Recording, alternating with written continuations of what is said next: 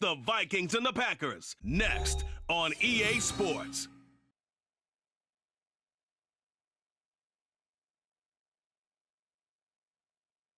We're at the oldest continually operating stadium in the NFL as you get a look inside Lambeau Field in Green Bay, Wisconsin.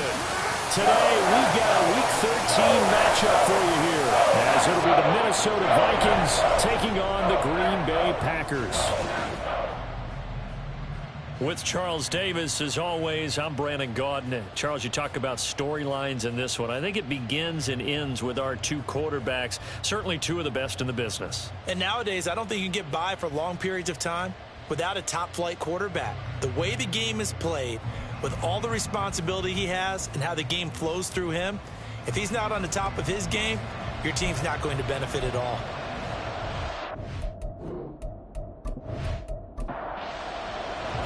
The calendar has turned to December, and we're in the home stretch now as we're underway in Week 13. And he'll be tackled just shy of the 25. So here's the Viking offense making their way out. They'll be led out by the former Mississippi State product, the mobile quarterback, Dak Prescott. You talk about the pause that refreshes. I think it's come at a perfect time of the year for them, hasn't it? You know, the season is starting to wind down, got a little bit of a break. But how about the guy calling the signals? He's got to be excited about that because now he didn't just get a game plan for 1 week. He's able to work on it for 2 weeks. I can't wait to see if they have anything special in store for him today. Calling no gain on the game's first play. And it's second down now.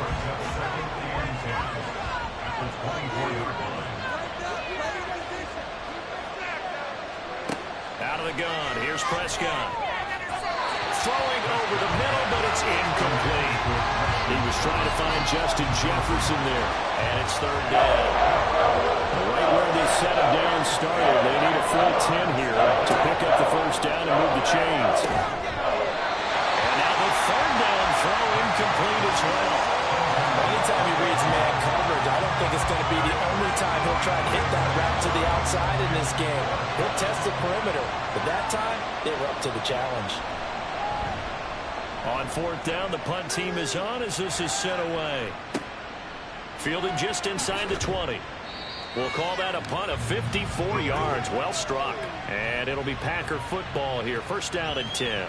6'4" Jordan Love taking the field for the first time. The 2020 first-round pick from Utah State set to lead Green Bay. That was a solid performance last week, wasn't it? 2 touchdowns, no interceptions, ran the team well, won the ball game. Bottom line, may not have been earth-shattering, but it didn't need to be. First down, going to the air with Love. Going down the middle, and it's complete. And he slips up past the 45 before being tackled. First play of the drive, a success, 19 yards. Certainly no settling into the drive there. They came right out on the first play and attacked the middle of the field for a big gainer and a first down. So one play, and they're already just shy of midfield.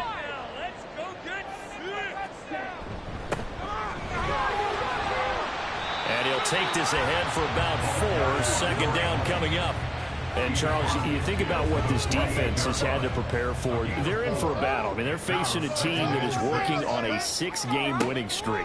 And that can be intimidating when you think about it in those terms, but I think what they need to do is make some sort of a statement early in this game, whether it's a turnover, a takeaway, a key sack on third down, a 3-and-out.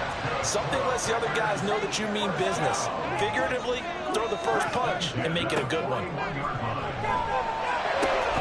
Now a throw here, hauled in. Call it a gain of a yard, and it's second down. These two division rivals, a couple of late games on the schedule this year. Their first meeting, you might remember, was back in Week 10, and it was the Packers who won that game on the road, so they'll be trying to win the season series here at home in Lambeau.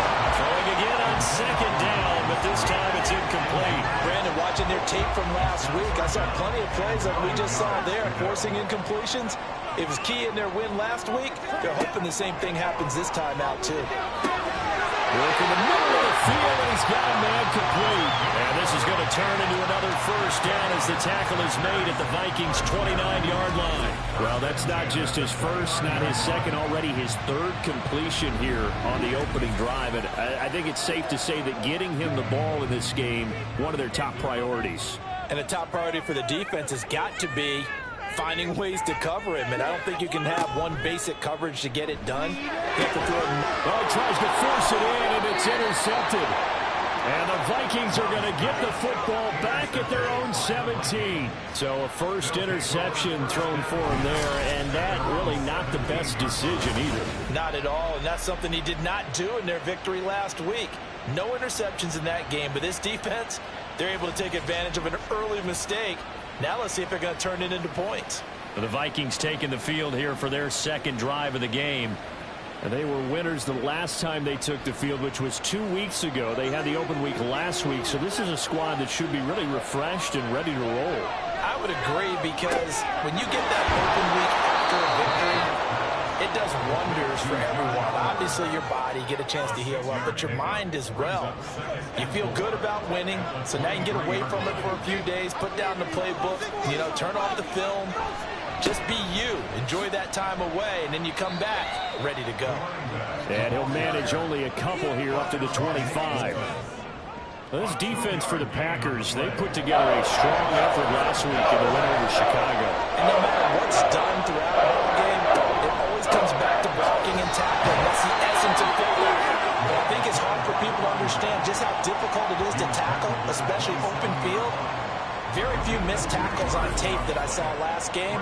This team does a nice job of getting their opponents on the ground. I bet they thought they had picked that one up, because it was a 3rd and 2 call, and they got awfully close. Now we're at 4th and inches. I wonder if they think they're feeling lucky here and maybe want to go pick it up. Now on 4th down, on is the punt team sending this one away. This is taken at about the 14. A good head-down running on the return, gets about 15 yards. And it will be 1st and 10 as they take over. The Packers offense here coming back out for their second drive. And we'll see if they can bounce back from that last drive. In particular, if they can bounce back at the quarterback position, Charles, after throwing their first interception of the ball game. Yeah, and some guys, they're going to want to try and get a big play right away and take control back. Others, they're going to look to hit a couple shorter passes, get a little momentum back that way. But for the defense, that goal's not changing a bit. They want another pick. You're exactly right about that. In fact, you've got to watch them a little bit, because in coverage, they may cut down their gaps a little bit, maybe their splits a little bit, in order to try and get to the ball even faster. They'll be in search of 8 yards here as they hope to convert the first down. On 3rd down, Love. The ball comes out on the hit, but they'll say it's incomplete. That looks like it's going to be 2 empty possessions now to start this football game. I think they're going to have to sit down and talk about what worked for them last week in their win. Sometimes you over-game plan, overthink things, get back to what works. And he didn't quite have the backspin on that one. It hits at the 4 and continues into the end zone. It's a touchback. Minnesota's offense takes over possession. We've seen both of these offenses still sort of in that figuring things out phase, but I suspect some action on the scoreboard soon as they start out here 1st and 10. They'll start this drive out on the ground. And they'll get 8 out of this before being stopped at the 28. But you often say that sort of opens the playbook now, 2nd and short. What do you think, early shot here? I like where you're going. Obviously, we've been together for a while, because you know me. I want to take that shot. Oh, that's into a double team, and it's intercepted. Picked off by Jair Alexander. And his crew will take over the football at the 35-yard line. Well, if you go by the numbers, you'll find as the temperature goes down, so does the passing efficiency. And now that we're in December, even the routine throws are going to be harder for the quarterbacks. And this one, it winds up getting picked off.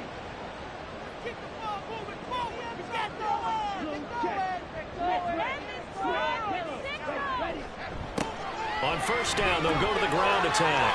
And he's got some space here. And they're going to be set up down around the 15-yard line.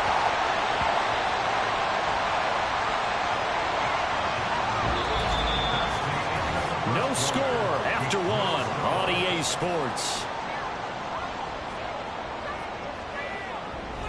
Back for the second quarter in Green Bay. It's the Packers in possession of the football.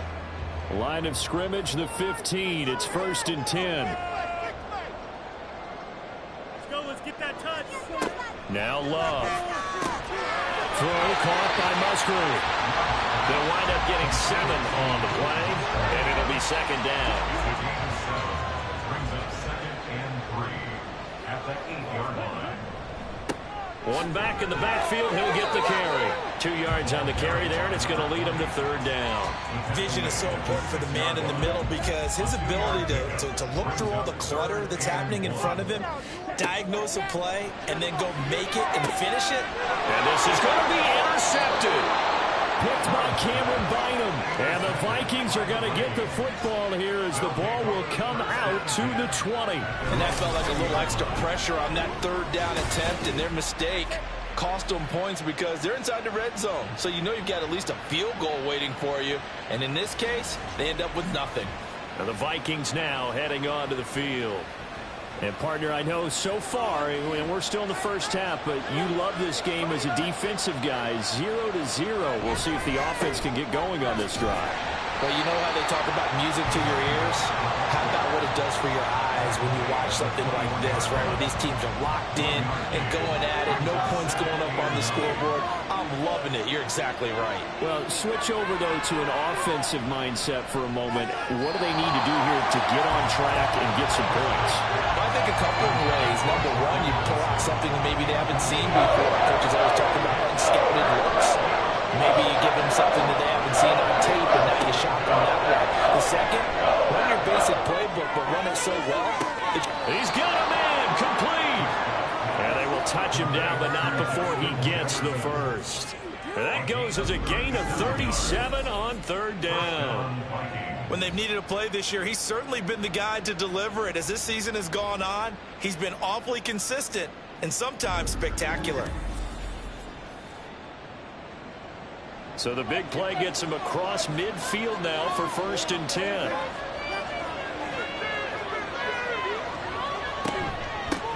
And they'll run on the inside handoff.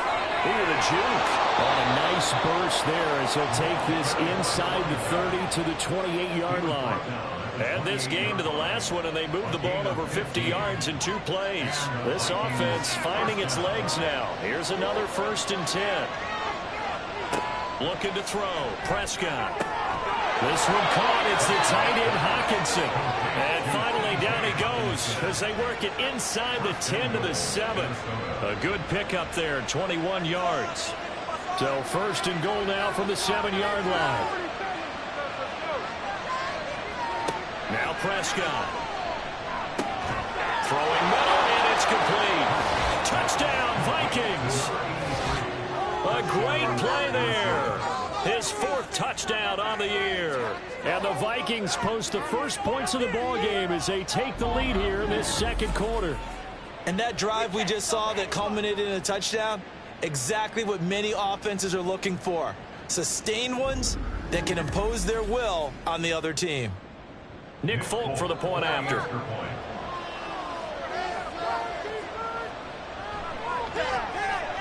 He's got it, and the Vikings take a 7-0 lead. So the drive there took 6 plays, and it's polished off by a Viking score. Folk now set to boot it after his guys put 6 on the board. This taken in at the goal line. And they will wrangle him down a couple yards shy of the 30.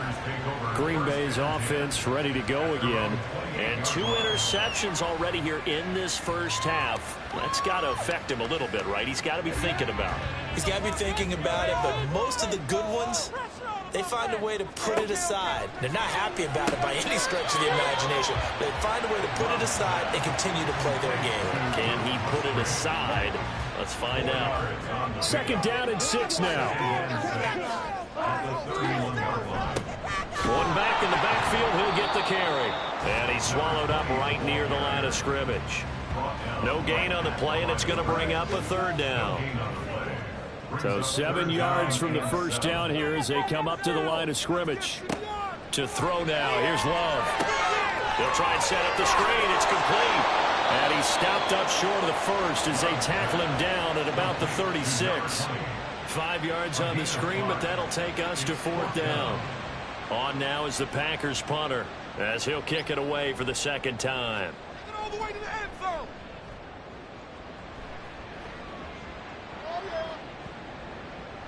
And this is going to hit the goal line and continue on into the end zone for a touchback.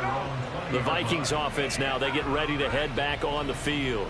Things progressing to plan so far. Their defense has been solid, and they've got themselves a 7-0 lead after the touchdown the last time they had the ball. And this is no time to even think about, hey, are we going to milk the clock? Hey, are we just going to do ball control? This is the NFL. 7-0 leads, they don't last very long unless you continue to push the envelope on offense. There for the tackle was Trent McDuffie. 2 minutes on the clock, second quarter, 7-0 ball game. A reminder, once we hit halftime, as we do all season, we'll send it down to Jonathan Coachman in Orlando. He'll have all the stats and scores from games in progress around the NFL. The best multitasker in the business, the coach. Prescott's throw pulled in by Jefferson. So the completion good for 7 there. And it'll leave them with 3rd and a full yard to go. So they just need 1 yard here to pick up the first down. On 3rd and 1, here's Prescott. And the Packers give him nowhere to go, and they bring him down. The Packers going to use one of their timeouts as they'll head to the sideline and talk over what to do next. This will be fielded at the 17. Another drive coming up for this Packers offense. Charles, we'll see what they can do here. Not a ton of time left, but enough certainly to get points out of this drive, and they need them right now because they're trailing. Yeah, this is exactly why you practice a 2-minute drill all through camp and at least one practice each week before a game. A minute left, more than enough time to string a few completions together, reach the end zone, and then make that walk back to the locker room just a little more animated. Here's a 2nd and 8. Love looking to throw it. A short throw to Musgrave. So 5 yards here, 5 on the play. And that's going to bring up 3rd and 2. Love now. Looking deep downfield. That's going to be knocked away and incomplete. The passing game not in sync here early. And now it's 4th down. On now is the Packers punter as he's on to kick it away. He's been a busy man here in this first half as he gets it away. And the fair catch is taken at about the 13-yard line here. Officially, that'll go as a 52-yard punt. Not too shabby. And the Vikings will be backed up deep to begin their drive as they take over 1st and 10.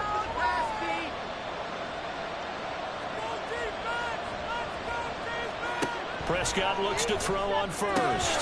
Throw left side, taken in by Jefferson.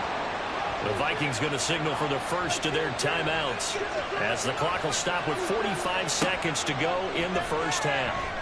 And now a throw on first down there, but it's incomplete. I know we're just in the second quarter and there's a ways to go in this game, but that's a second drop. I'm wondering if that's a little bit of an alarm bell for them when they start calling plays on the offensive side of the ball. His eyes already looking upfield on that last one before he brought it in. And he's able to break out of one tackle, but then quickly brought down. 4 yards the gain, and it'll bring up a 3rd down.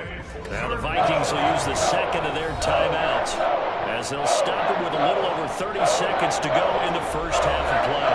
Now a 3rd and 6.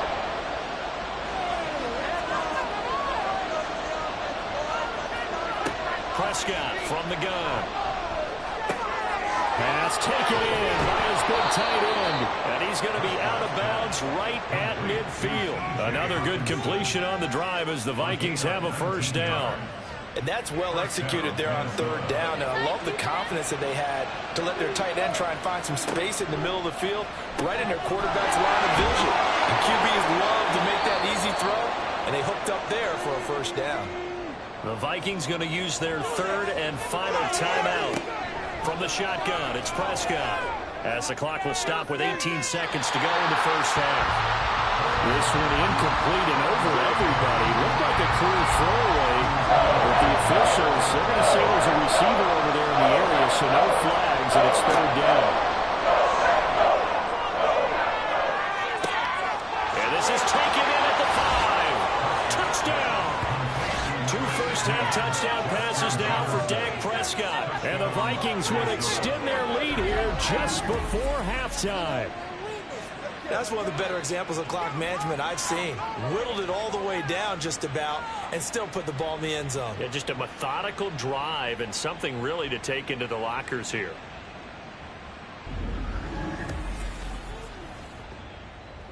On for the extra point is Folk.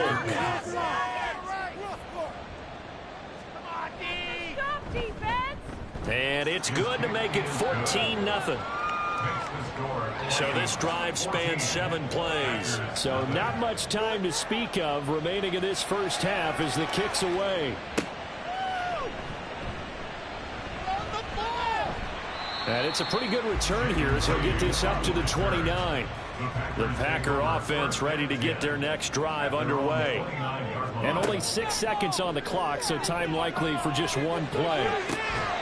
Going right side here, and that's complete. And he'll take this to the other side of midfield before going out of bounds. And unless this is a quick incompletion, this is likely the last play here of this first half. He's going to throw one up for the end zone.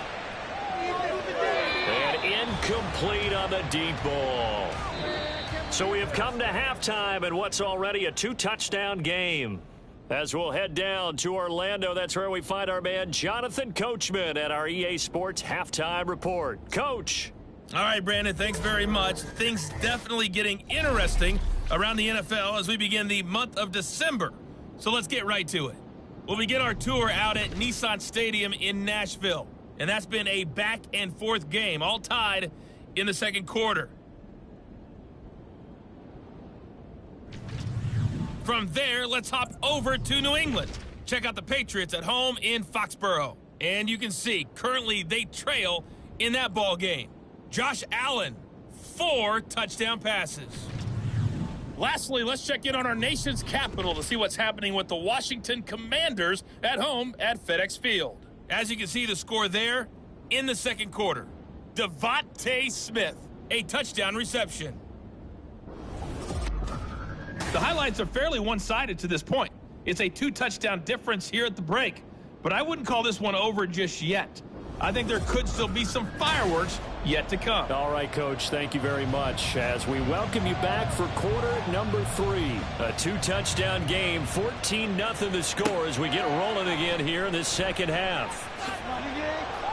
And he'll get it up past the 20 to about the 22. The Packer offense ready to go to begin this third quarter. Charles, it'll be interesting to see what adjustments this offense made in the locker room. Haven't really been able to get anything going offensively, virtually nothing in the ground attack either. So certainly something has to change here in quarter 3. And I'm pretty sure their friends from the defensive side of the ball told them exactly that, because those guys, the stop troops, they've been playing pretty well, and they've kept them around in this game. Now, they've got some time. The running game struggled in the first half. Opposition knows how to focus on defending the pass here. They've got to re-energize that ground game and maybe open things up for a comeback here in this half. They try to throw on second down, but this one is incomplete. You get the sense that they're saying we're not playing up to what we're capable of, and we're deep enough into the game that the early jitters are long gone, that they should now have some sense of continuity and be able to make some of these plays that they have not been doing so far. Now the throw on third down, knocked away and incomplete. Well, this is just a continuation of what we saw in the first half. So much for the fresh start to begin the third quarter. Still off-target throws, no rhythm throwing the football, and obviously no touchdown scored in this game. And when it's said and done, it's a 58-yard punt. And the offense will come back out deep in their own territory. Justin Jefferson and the rest of this offense, they've got their helmets back on, and they're ready for this next series. Previous series, definitely a focal point. 3 catches, the touchdown grab. As a DB, your former DB, is there a number of catches on a drive you're like, oh, he got the best of us? I'm not sure there's a number, but there's a great feel. And when he did on the last drive, yeah. Especially with a touchdown. Yes. You're never happy. You're exactly right. The way he capped it off, so you feel that at the sideline, and now you're looking at your buddies and saying, okay, what are we going to do to take things away from him? Because I'm not sure the other guys can make those sort of plays, so let's make sure that we don't let him get going again. On 1st and 10, Prescott. Throwing middle, but it's incomplete. Oh, man, for him to be that wide open and drop it, sometimes you have just too much time on your hands, right? You end up thinking way too much, and your hands get shaky. And yes, he's a tight end, but that's a catch he should have made. And he'll be tackled right on the chalk of the 45. 7 catches for him now, and this last one, a first down. First down, Vikings. Here's a give up the middle. They'll get this up to the 47 and brought down there. Certainly a nice job there by the defense rallying to the football and getting him on the ground, but I think the play gets made by the defensive front because if they can't get upfield, their job is to go ahead and get low, almost get into a ball sometimes, stack things up, and make it difficult for the runner to find a hole. Here's 3rd and 3.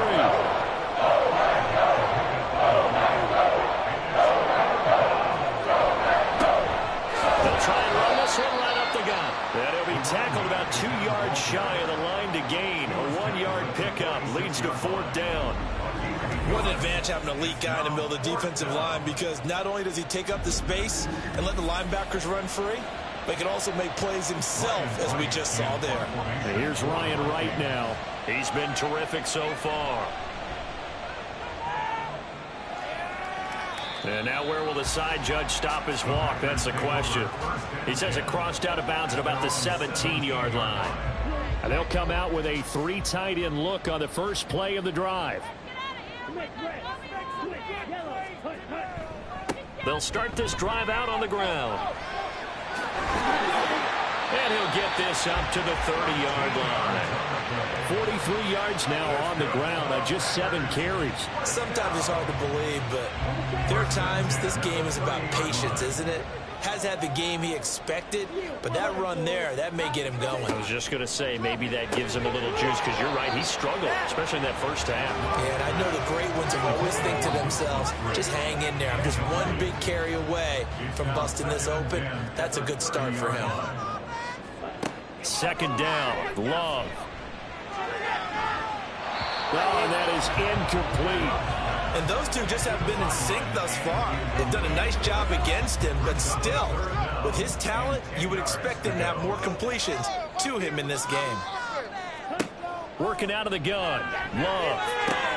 Able to find the open man. That's complete. And this is going to turn into another first down as the tackle is made at the Vikings 43. A very solid gain of 27. With the kind of game he's had so far, you had to know that on 3rd down, that they would be looking his way, and they did, for big yardage and a first down. I think the defense fell asleep at the switch on that one. I would have doubled him, tripled him, anything to keep the ball out of his hands. Love now to pass on 1st down. Oh, this one incomplete. The pressure got to him as he released it. And it's 2nd down.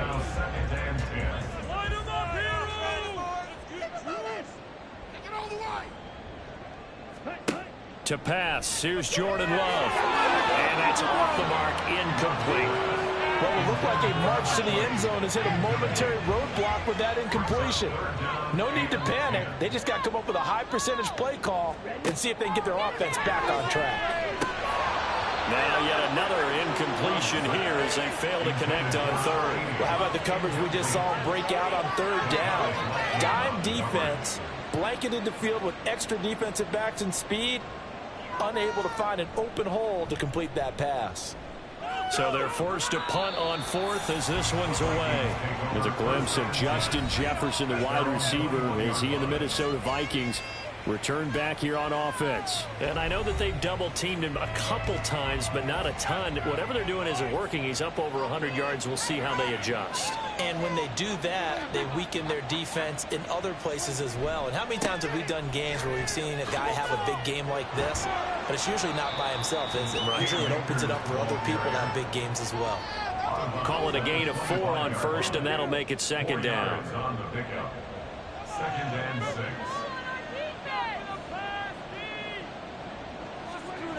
Prescott.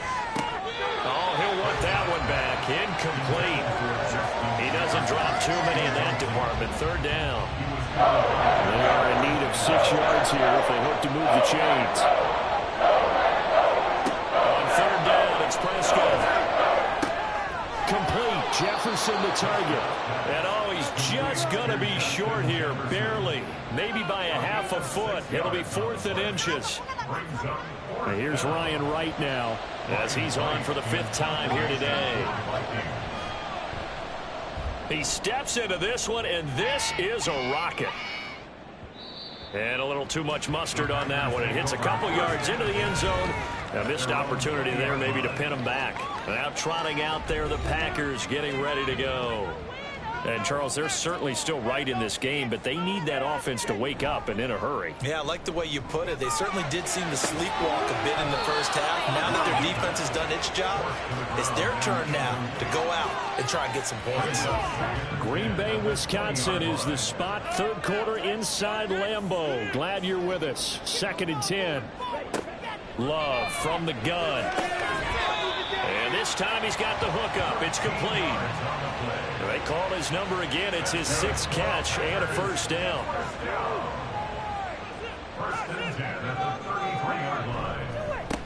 One back in the backfield. He'll get the carry. And able to get this one across the 45 before he's brought down. 57 yards rushing now on 8 carries for him so far. 47-yard line.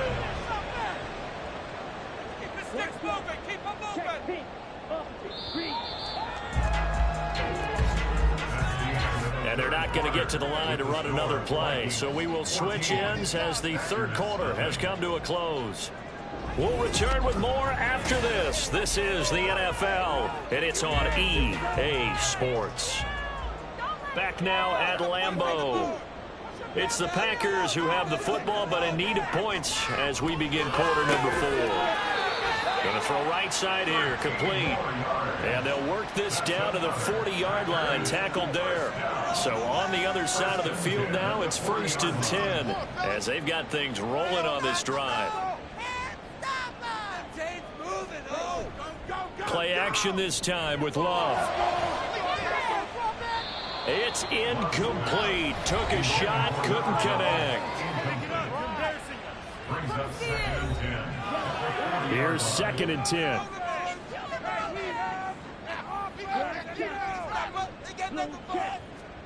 Throwing.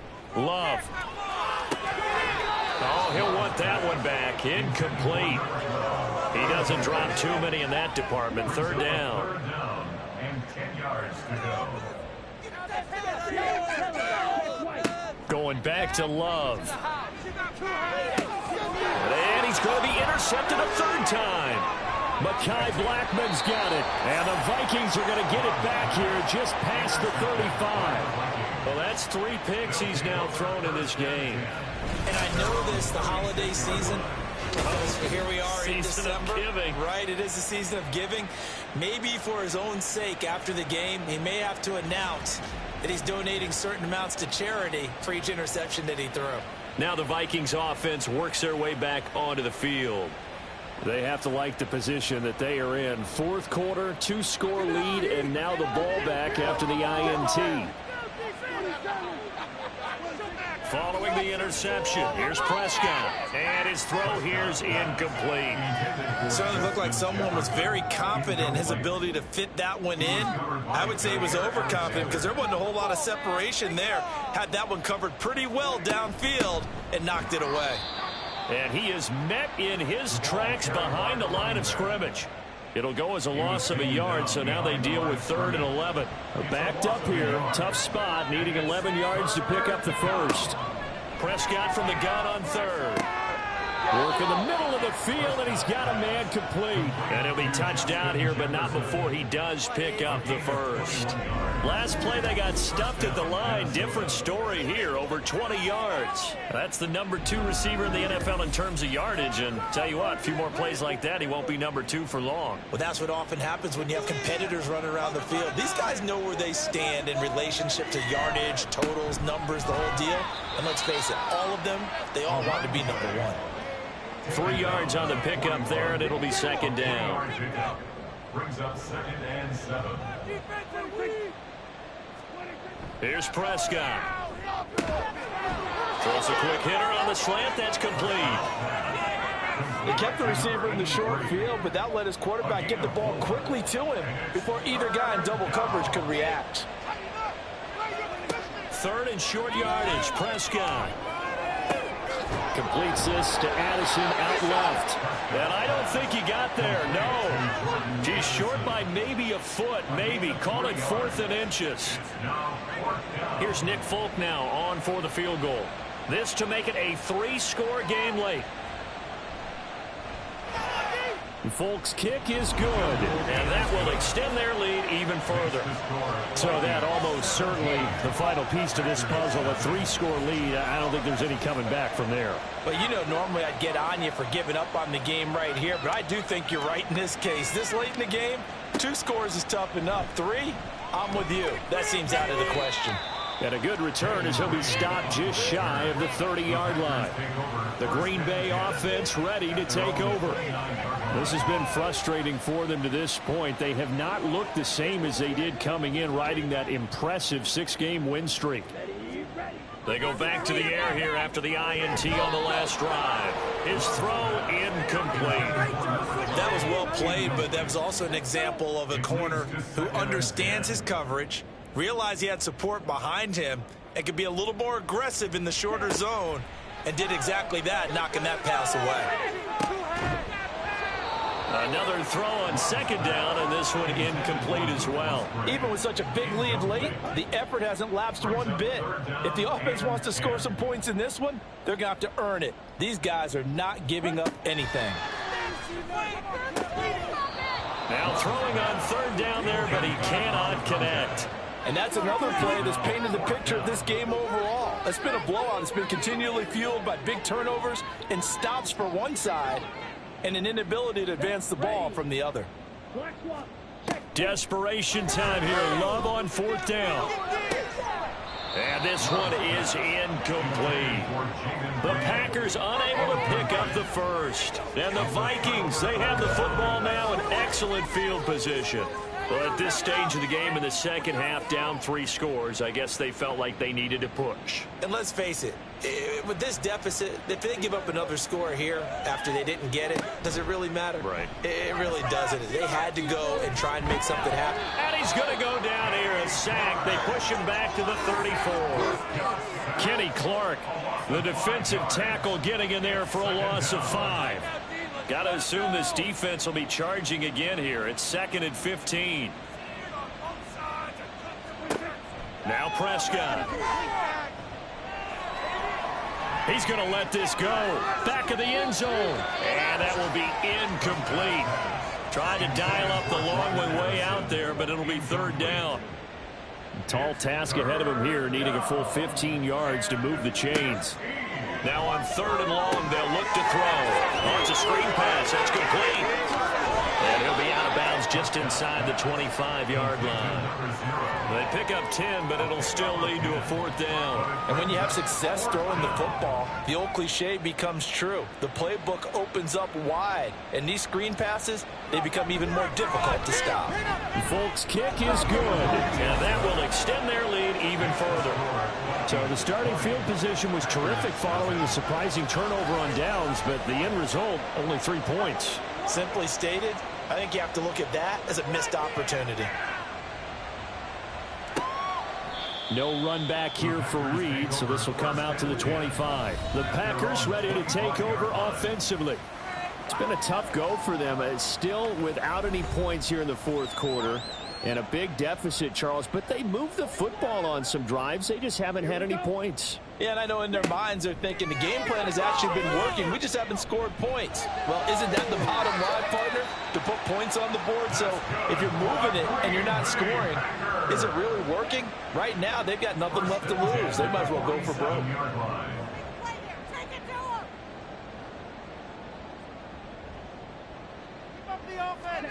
First down, going to the air with Love. And he's got his favorite target yet again. It's complete. They're going to hurry back to the line now. Jordan Love ready on first down here. That's to the tight end, Musgrave. And brought down, but not before they're inside the 25. On 1st and 10, Love. And that is incomplete. He couldn't hold on through the contact. Brings up 2nd down. Makes it 2nd and 10 at the 23-yard line. Round it down, baby. Let's go. Get the points on the board. They will throw again here with Jordan Love. Musgrave's got it out right. And this is going to turn into another first down as the tackle is made at the Vikings' 12-yard line. Out of the shotgun, it's Love. And he's got it. It's caught for a Packers touchdown. A 12-yard touchdown grab. And the Packers are finally on the board here in the 4th quarter. And that touchdown puts us in a position to have a discussion, doesn't it?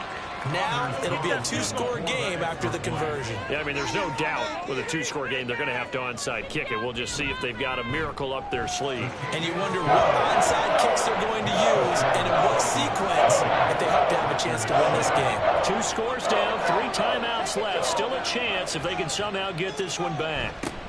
And the Vikings able to recover. The hands team does its job. They knew they needed a miracle. They had to have that onside kick. They didn't get it. Well, as we knew, even before they put the toe to the leather on that one, their chances of getting that done, slim and none. And I do believe we saw Slim just leave the door, didn't we? We did indeed. I think we're down to none. The Vikings head out to take over once again. Now they are really in the driver's seat here, enjoying this lead late in the 4th quarter. The defense does have all 3 timeouts, but at this point, doesn't look like it's going to matter much. They run on first down, but it only produces a gain of 2. It's 2nd down now. And now with 1:52 to go, we get another pause in the action. A timeout here defensively. Another run on 2nd down, trying to cover up. And nowhere to run on the interior of that defensive line. He'll get back only to the line of scrimmage. Pass taken in by his big tight end. Now the Packers going to burn their 3rd and final timeout. And they'll be disappointed to have to burn one there after giving up the first down. Now from the 9, here's 2nd and goal.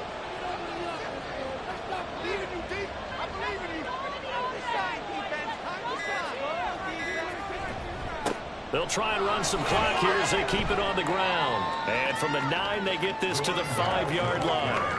Defensively, I think they can smell a stop. Ball right around the 5 here, brings up 3rd. And I think what they've done is they put doubt in the minds of the offensive guys. What do we do? Because now you don't have a go-to play. Either side they pick, throwing it, running it, it won't be easy. Yeah, it's fun to kneel down in front of your home crowd, but when you go on the road, that band of brothers attitude, right, just us against the world, and get it done, how happy are they? I remember a coach at a previous stop telling me, you get a win on the road, doesn't matter the opponent, get out of there like you stole something. And they did in this one. So they settle for just the 3, but clearly right now anything helps trying to salt this one away in the 4th. Without a doubt, obviously a touchdown probably would have been the final nail to finish this thing off, but it still ate up time, got points. So while it's not mission accomplished, it's darn close.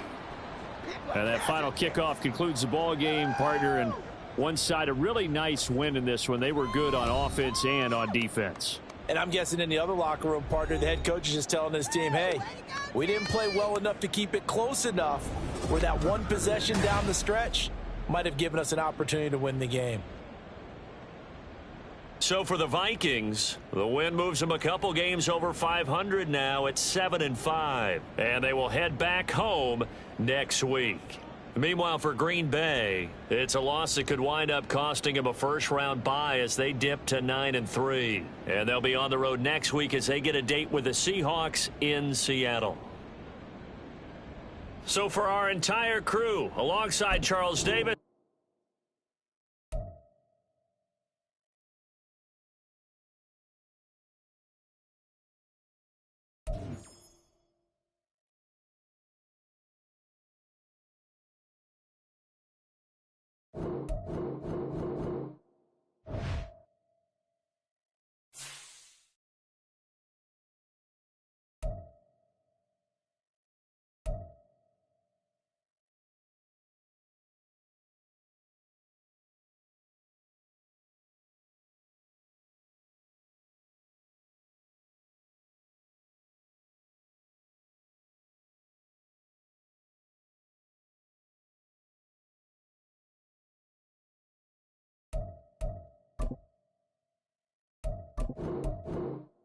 Choose the team you want to start your franchise with.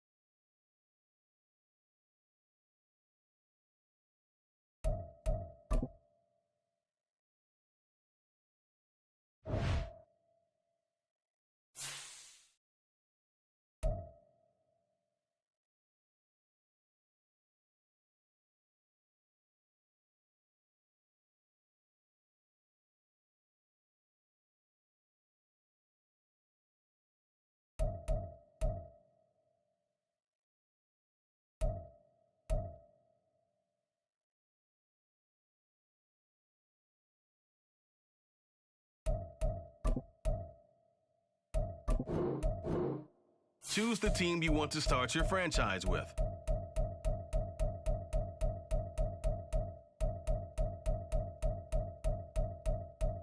Continue ahead.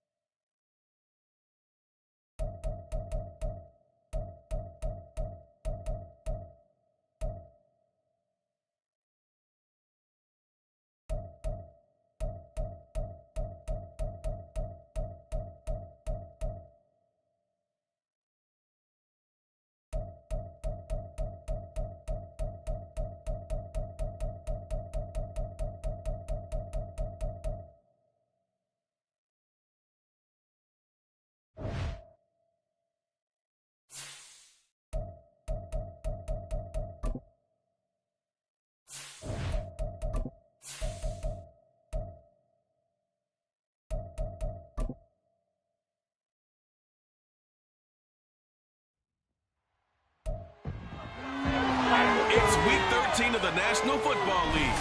And we'll see Kirk Cousins. We'll see him sling it all over the yard in this one. It's the Commanders and the Eagles coming up next.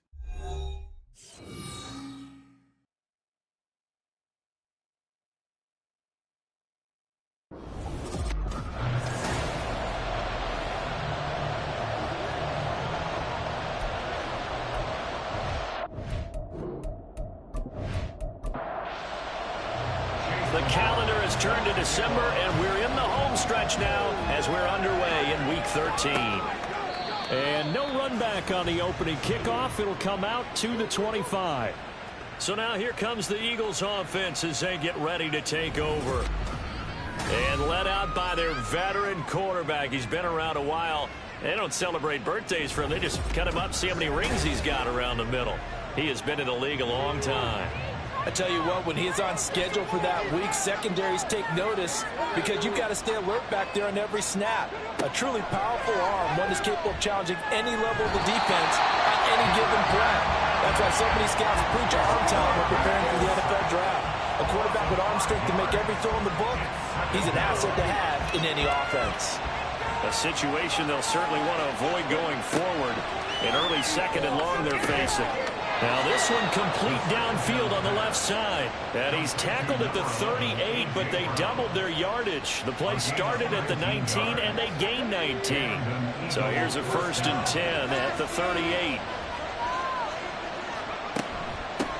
First carry for DeAndre Swift. Taken down at the 42.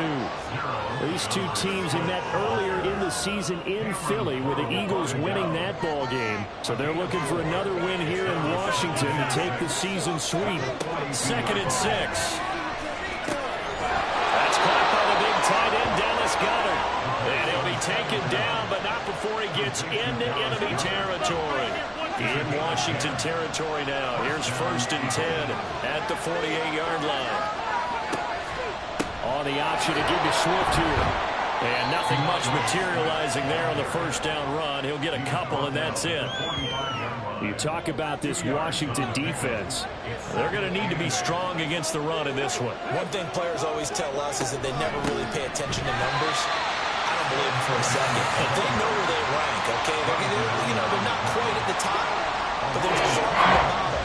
But let's face it, they got to move up. In order to do that, they've got to look at each other and make sure everyone's taking care of their assignments in order to play the run better. Now the throw on 3rd down, knocked away and incomplete. How about this defense? They came up with a couple big plays in this sequence, and none better than the one right there, forcing the incompletion and bringing up 4th down. And now a low liner. I think he mishit him. Agnew now to return. Officially, that'll be marked down as just a 28-yard punt. And the Commanders will take over with a 1st and 10. So out comes the Washington offense onto the field. They are led out by their veteran quarterback hailing from Michigan State, and we like that. It's Kirk Cousins. He threw for nearly 350 yards. His team won. And one word just kept coming to mind as I watched him during the game. Surgical. Absolutely surgical. That's why he won NFC Offensive Player of the Week. Yeah, very precise. The throws, maybe as accurate as he's been in some time. Yeah, I think he feels pretty locked in here. And I think he feels like he can get it done again in this one, too. First play of the drive going for 14 and also going for a 1st down. I don't care who you put on him, he's going to be a handful in one-on-one throws. Yeah, right now, you're right. They're in man-to-man. Maybe need some safety help. I would say that'd be a good idea. Double team him somehow. I'm going to have to make someone else beat me rather than let him shred my defense. Cousins now to throw on 1st down. A quick throw, but incomplete. That certainly appeared to be a play call where they were just trying to make 2nd down, 2nd and short. I think they thought the coverage was off a little bit more than it was. Nice job there pressing up on it and forcing the incompletion. And he'll be taken down, but not before he works it past the 50. A gain of 14, 1st down Commanders. Catch number 100 for his career right there, and it's good enough to keep the chains moving. So from Philadelphia territory now, here's a 1st and 10 at the 48-yard line. And he'll manage to pick up about 4 at 2nd down. And that was a quality play to start a new set of downs. That was simply an offensive line winning the battle up front and winning in a big way and giving their guy in the backfield a nice lane to hit. Now, meanwhile, here's a second down throw. It's knocked away and incomplete. They'll need to get this to the 38. That's where the first down marker is here on third. Cousins. And that one goes incomplete on the drop. That's one he definitely normally catches. Fourth down. I wonder, Brandon, I just wonder, you think maybe he was worried about where he was on the field? Was he far enough? Was he close enough to the first down sticks? Absolutely. He was right there by him, and I think he was thinking first down before he caught that football. Yeah, got to catch it first, because if you don't catch it, there's no chance of picking up a first down.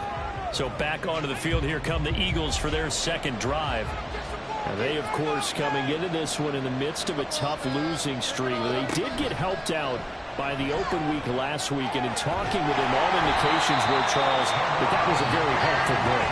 Yeah, I know a lot of teams, coaches, they hate taking time off in the midst of a losing streak because they think they have to stay on their toes and punch their way out of it. But occasionally, you get that open week, you step back, evaluate what's been going wrong, see what you can put in that can move you forward, and maybe you get a chance to breathe a little bit and kind of start over.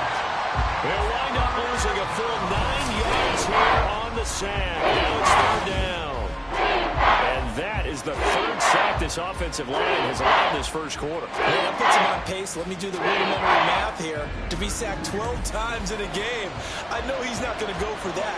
I wonder if it's going to reshape what they decide to do on offense in terms of play calling. Well, I can tell you what, when he popped up, shaking his head, frustrated right now behind center. He's got Smith here. And he'll be stopped here well short of the first down at the 24-yard line. It's a gain of 11, but they're still well short. It's fourth down. The Eagles send out their punter now as he'll punt it away for the second time. And he'll get this away into the icy winter air. And a fair catch taken here right at about the 40-yard line. No return, but it goes down as just a punt of 31 yards. And it will be Washington football now with a 1st and 10. Cousins to throw it.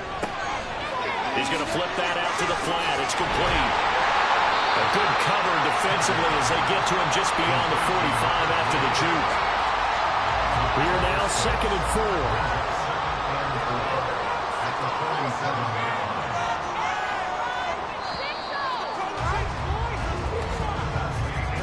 We're scoreless after one.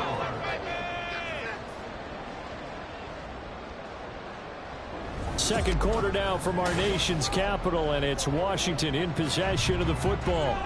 This 2nd and 4 as they've got it as we resume action. From the gun, they'll try to run it. Try to run inside, but nothing there. No gain on the play that time, and they'll look to convert on what will be a 3rd and 4.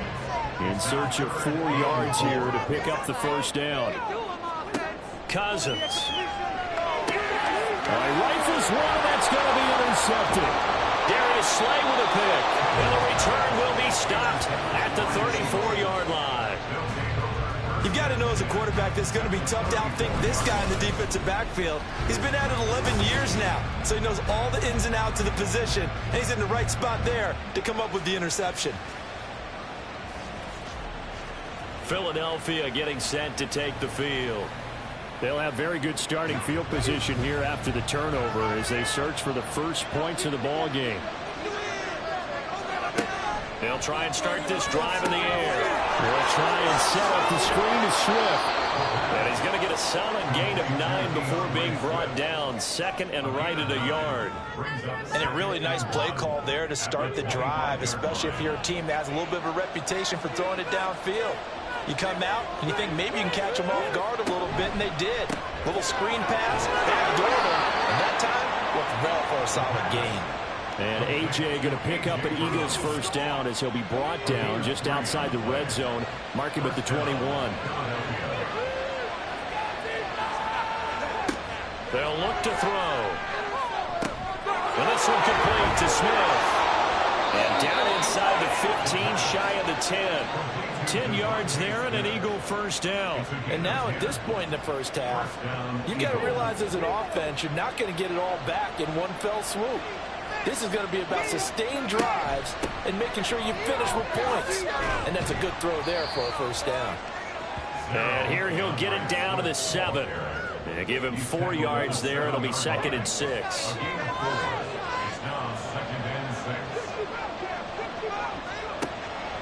Now a shotgun snap as they'll look to throw. And that's to the left sideline and incomplete. Had the right idea there, trying to throw it to the sideline, but he let him just a little bit too much, trying to get it out to his receiver. Ends up falling to the ground, incomplete. On 3rd down, he'll drop to throw. Out to the left there and complete to the tight end Goddard. And this won't do it. He needed 6. He only got halfway there. So much about this game is just understanding situations and then having to execute, isn't it? Guard the first down sticks. Don't let them get there. And they rallied and made the tackle. The kick by Elliott is good. And the Eagles, they take a 3-0 lead. So, Charles, they get to them with their first turnover of the game and then make it hurt a little bit extra with a field goal. And anytime you give the ball up, what's the first thing a coach tells his defense? Don't let them score off of this. You've got to put out the fire. In fact, in 2021, that's what one NFL coach termed his defense. The firemen. Go out there, guys, and don't let them put some points on the board. The Washington offense set to take over. And they have the game here followed by the open date on their calendar next weekend. And, Charles, this is a crew that you have to think really is relishing the opportunity to be on the couch for a few days. Yeah, they certainly are, but let's face it, partner. They can't get caught looking ahead to that couch time while they're playing this one. They got to take care of business first. At the 28-yard line. Hands it off out of the gun. And he's able to take this one up to the 35-yard line. 6 yards the pickup, and that's a first down. Well, you know they had a 3rd down play on standby just in case, but he says no need with that carry. Runs like that will continually earn him more work in this and future contests. Oh, and his early struggles continue. Here's another one intercepted. Picked off by Isaiah Rodgers. And he takes this one back into the end zone. And the Eagles defense gets a pick-6 TD. An excellent play there, CD, on the pick-6. And I think were they a nickel? Did they have an extra DB out there? Yeah, Brandon, I think they were in standard nickel, not the Buffalo, as teams like to call it, meaning 3 safeties for big nickel. They just wanted to take away the quarterback's throwing lanes, and that's exactly what they did, and came through with a big-time pick-6. On for the extra point, Jake Elliott.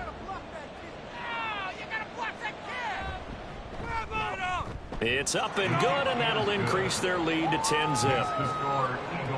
So the defense creating some points, not only getting the interception, but then returning it to the end zone for the pick-6. So they throw the pick-6. They'll get another shot at it now as this one's in the air. And no return here for Agnew, so they'll bring it out, start the drive at the 25. Now Washington going to come back out here to take over offensively. Well, partner, fast forward with me for a second. Remember, next week they have the open week, so they're going to get some extended rest. Does that change how they manage the rest of this one? I think it does a little bit, but not by too much, because you're right. You get the extra rest, you get a chance to heal up and kind of, do a little bit of a reset for this team. But it's also 7 extra days to think back to the last time you were on the field. So now, a little more importance on what they're getting done because they carry it with them for essentially 2 weeks. And this is going to be a Commander's first down as the tackle made here at the 36. 7 yards there and a first down. We've hit the 2-minute mark of the first half. 10-0 our score. So from the 36 now, 1st and 10. Here's Cousins.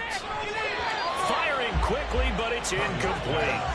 But there's an incompletion, partner, and the struggles through the air continue because so far their lack of passing production has led to a lack of points. Now Cousins. Quick hitter here, it's complete. And he's going to be out of bounds right at midfield. It'll go as a pickup of 14 and a Washington first down. And this may be the one to build on right here. It's the second quarter. They've got nothing on the scoreboard as of yet. They need to put something together, and this is a good start as they get the completion there for good yardage and a first down. Cousins now from the 50, and that is incomplete. Oh, the coverage a little too good there, and it's second down. Incomplete. It's now 2nd and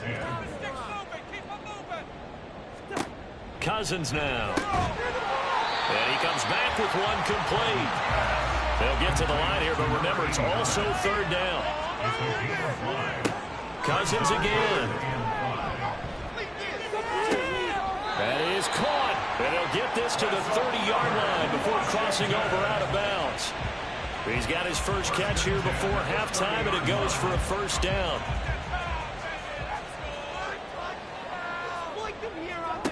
Throwing is Cousins. Firing quickly here, and that's complete. And he stopped right at the 25 after a gain of 5. So from the 25, this is 2nd and 5. At the Eagles' 25-yard line. Spot them here on this drive. From the gun, here's Cousins.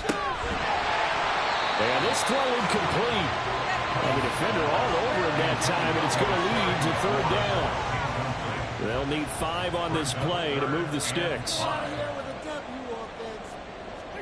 Now Cousins. And that will be incomplete. 4th down now looming after Philly's defense stands tall in coverage. This defense has certainly played well so far in this game, and the coverage has been tight on just about every throw.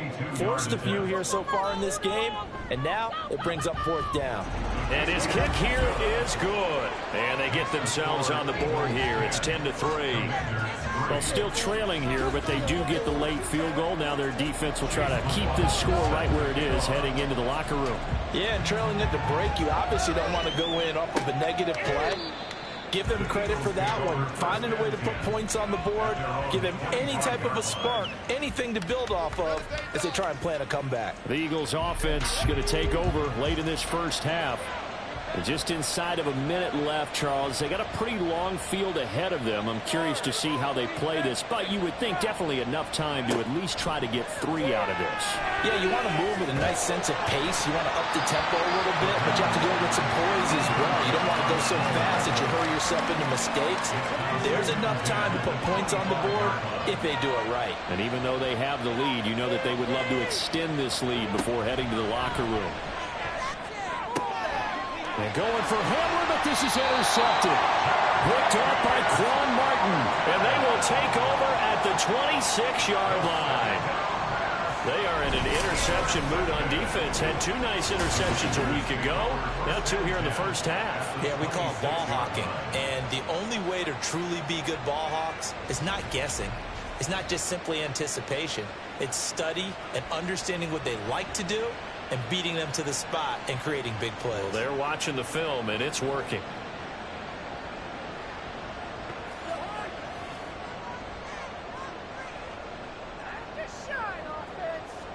Following the interception, Cousins. And he's going to be intercepted for the 3rd time thus far.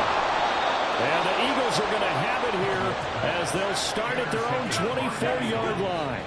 Well, their defense got them the football with an interception. They trot out there, Charles, in the very first play.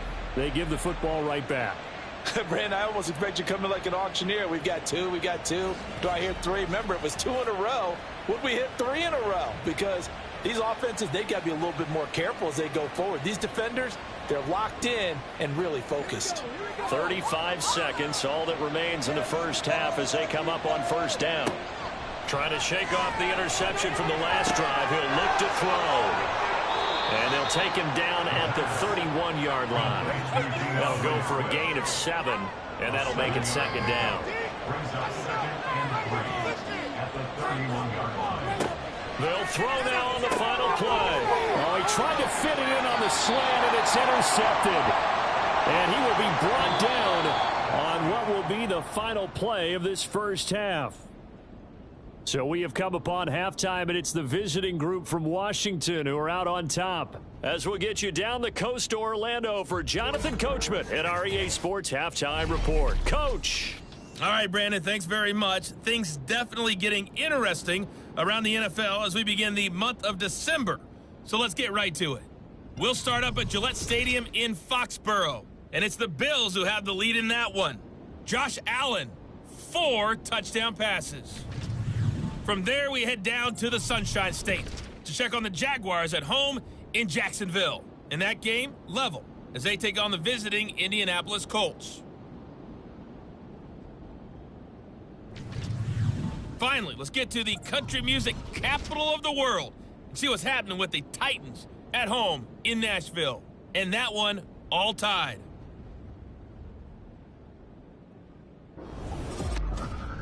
This has certainly been a fun one to watch so far. We knew this was going to be a battle, and we have not been disappointed.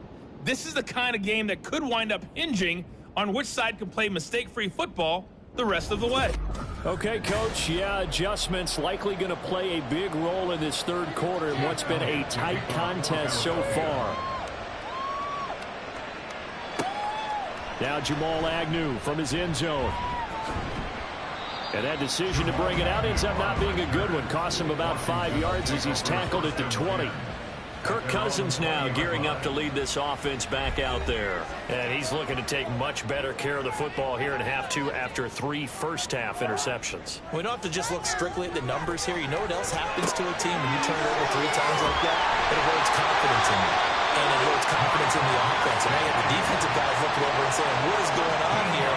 And instead of playing for the team, they're playing angry and mad at their teammates.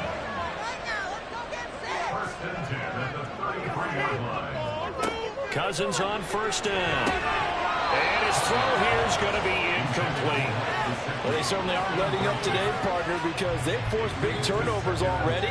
And it's been incredibly tough for them to get yards against, let alone put points up on the board. Another throw on second down, and this one incomplete as well. The passing windows are just not there, and that's just another example of how great this defense has been all game long. And that's exactly what a top 10 defense can do. They can really change the game tempo and frustrate you as you try to execute offensively.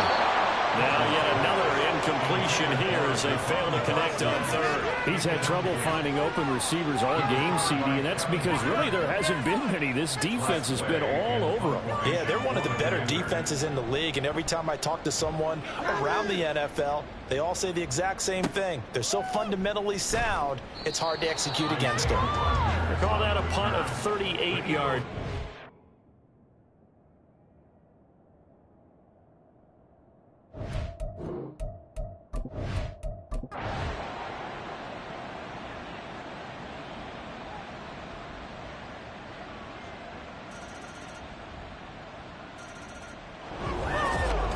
That was a long shot, but they did get one.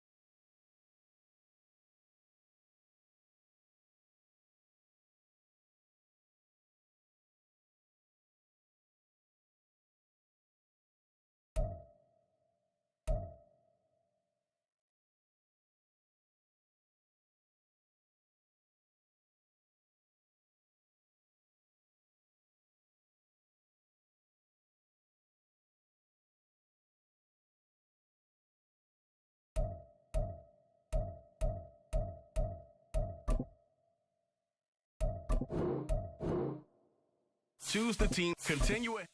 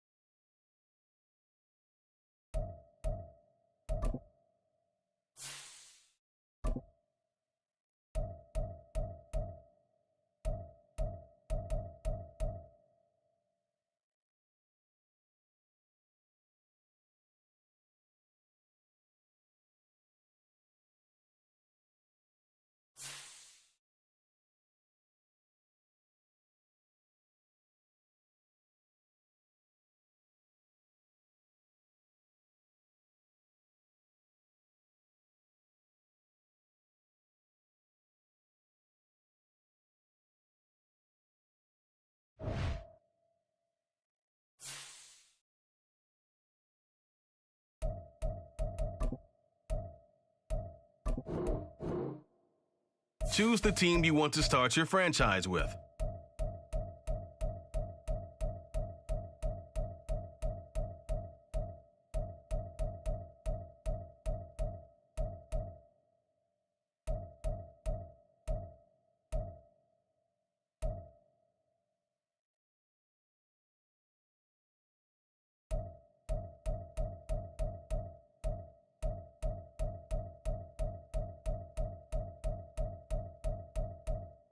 Continue it.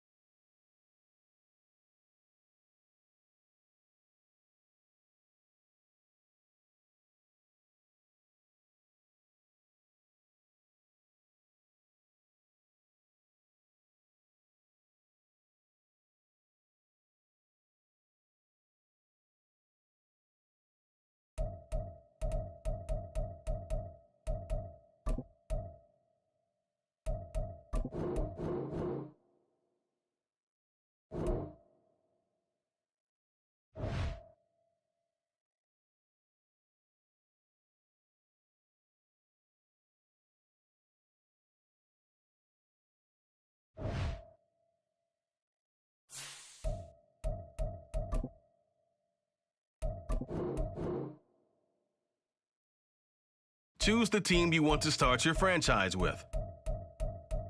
Continue it.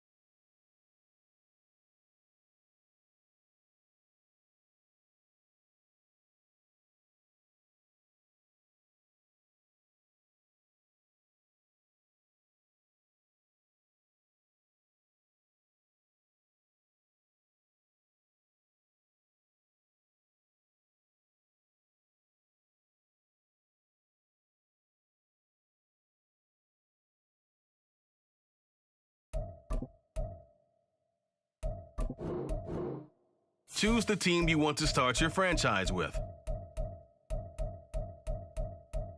Continue ahead.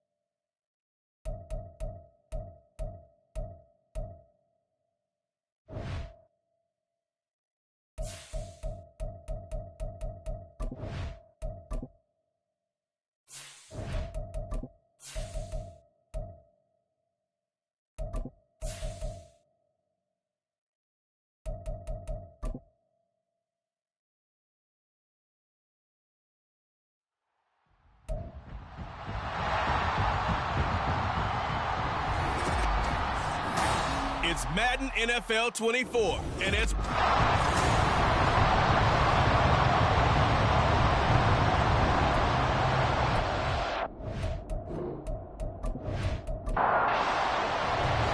calendar has turned to December, and we're in the home stretch now as we're underway in Week 13. And we will not get a run back here to start. It's a touchback, and it will come out to the 25. So out come the Seahawks now for their first possession. And they will be led out by a man in his sophomore campaign as the quarterback. In his stat line last week, that's not going to get him to the Pro Bowl. All right, no touchdowns, no interceptions, but they won. And so the bottom line for him is team won, managed the game effectively, led them to victory. He's doing all the right things. That's complete to DK Metcalf. And he's going to be dropped following a pickup of 7 past the 30 to the 32. The numbers for him from a week ago: 4 catches, 52 yards. Better tighten up the coverage if you expect to slow this guy down, because if he gets going, he'll eat you up. And they'll run. It's Ken Walker. And the defense closes quickly there. And he'll get maybe a yard to the 33. An early test. 2 plays in. This is 3rd and 2. Brings up 3rd down and 2. They'll try for the first with Walker. And he will lose yardage here to the 31-yard line. 4th down now after a loss of 2. So much for picking it up on the ground on 3rd down. 3rd play of the drive, and this defense showing strong early. I wonder how much of that was scouting. I wonder how much of that was a gut feeling like, okay, let's just go ahead and sell out here and get after them, thinking they're going to run the football and stuff them early, because they've now set the tone. They've set a precedent right here that if you're going to try and run the ball against us, it could be hard going throughout this game. This is brought in at the 21. And that'll be a return of 12 following a very nice punt. And the Cowboys will take over the football with a 1st and 10. So out comes this offense to take over for the first time. And a glance here at the man calling the plays under center, their 6'4" quarterback. I loved his quote during the week. If I were a defensive back, I would have wanted to play against me last week as well. He's trying to eliminate those turnovers, those interceptions, and get back on the positive side of the ledger, throwing touchdown passes. And 4 of those picks led to the loss. So that'll be no better than an incompletion. And it's 2nd down.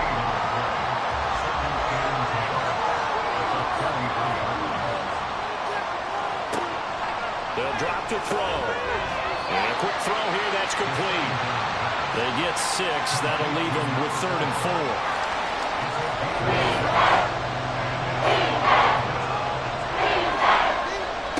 They'll look to throw. Quick hitter here, it's complete. And he will have a Cowboys 1st down as he'll be marked down a yard or 2 past the marker following a gain of 6. Well, they kept it simple there, CD, only needing the short gain to move the chain, so they didn't want to go with a deep throw. They just go with that safer, shorter throw and able to convert. Nothing wrong with that at all. Partner, check the box, right? Make sure you pick up the 1st down. Offense is getting established. You're moving the ball. You're not turning it over. Check, check, check.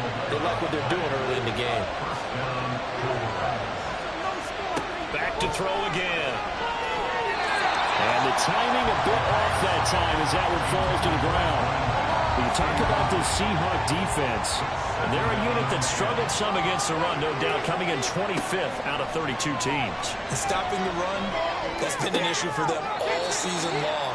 Aren't you glad that you're not coaching the defense right now? I'm very glad. They said that they've seen it in doses, but very, very small doses. Yeah, you've got to be consistent. It's down in and down out. Being able to play it, understand what you have to get done, and finally stop some people. Put them on the ground. Pass taken in by his big tight end. And that'll wind up moving the chains again as the tackle's going to be made at the Seahawks' 22-yard line. 3rd catch for him on this drive alone, and it'll give him a 1st down. We often hear the phrase sure-handed tight ends, and he certainly fits into that category. Plus, he's got a quarterback who knows to look his way when they need a big pickup. And on this play, he finds him for the 1st down.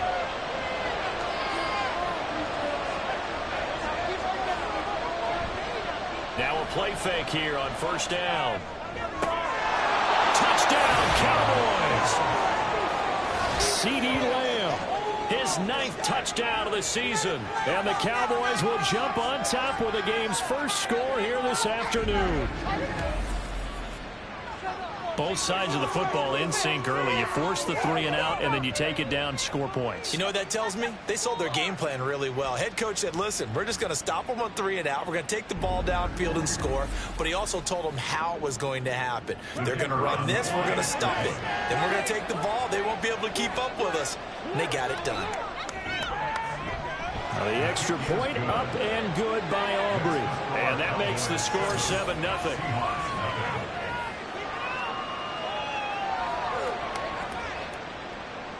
So after the touchdown, Aubrey now to kick this one away.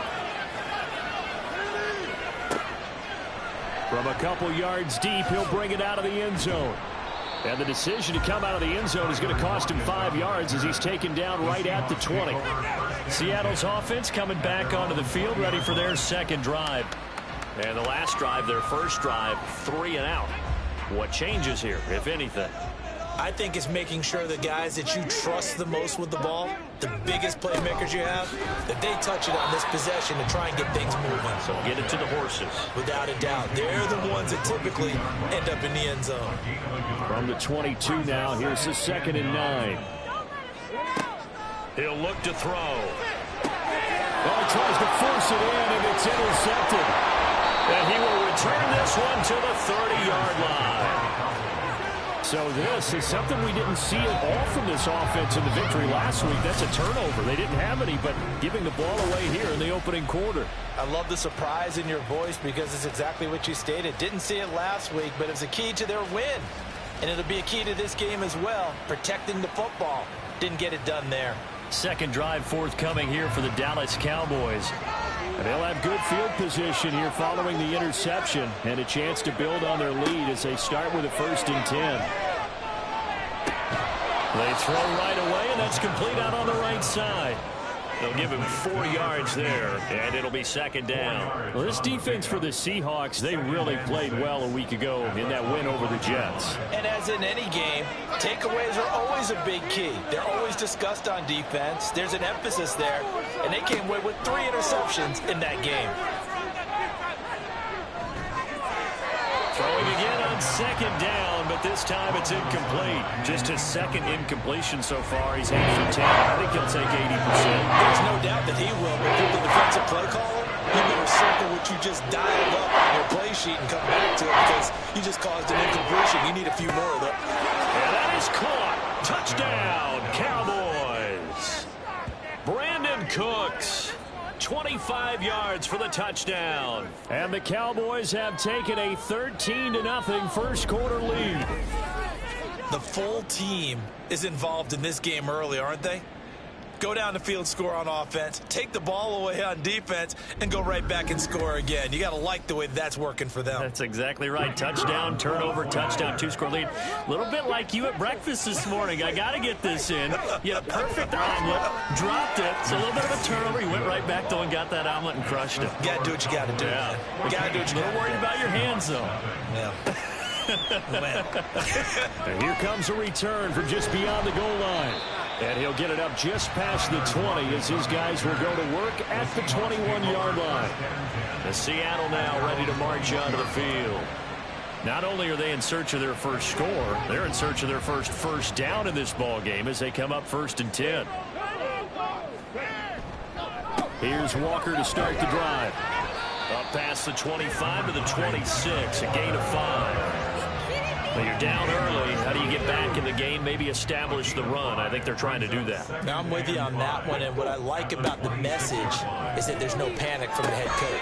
He's already told his offensive coordinator, let's run the football, let's get things settled down a little bit and find our way back into this game. They come up now 3rd and 5 following the incomplete pass. They'll set up a throw. Work in the middle of the field, and he's got a man complete. And he is going to have a Seahawks first down as he's able to get 8 yards there on 3rd and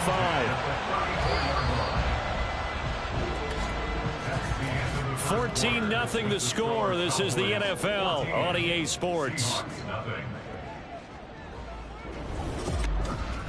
Second quarter now from Seattle, and it is the Seahawks with the football here. From the 34 now, here's 1st and 10. As they've got it as we resume action. Walker now on 1st and 10. And he'll work this forward for about 3 at 2nd down. The Seahawks had 5 and 6 to start play. And they were winners their last time out, so they'll be looking to make it 2 in a row.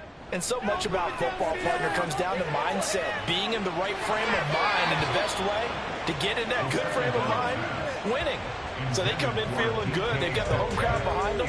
I think they're going to be tough to beat in this one. He was covered by Stephon Gilmore. Now they'll throw here out of the gun. And he'll be taken down, but he does have 1st down yardage. That'll go as a pickup of 8. I don't care how many times we see it. I still get a kick out of watching quarterbacks and receivers do the pass tree in pregame warm-up. But I always remember that when we go to practices, we see that after practices as well. They really tune it up, don't they? They tune it up. They know why they do it for these situations. 1st down. And they build that trust, and that's why they're able to find him in this type of a situation. And good vision there as he's across midfield and down to the 45-yard line. I'm okay with the call there. In fact, I actually like it. I know they're down a couple of scores, but the running game worked in that situation. I would continue to go in that direction. Back to Walker on 1st down. No dice this go around. He's hit behind the line and taken down. 2 yards the loss, 2nd and 12. I have a feeling they'll stay committed to running the football, especially on the early downs. They just haven't had a whole lot of success just yet.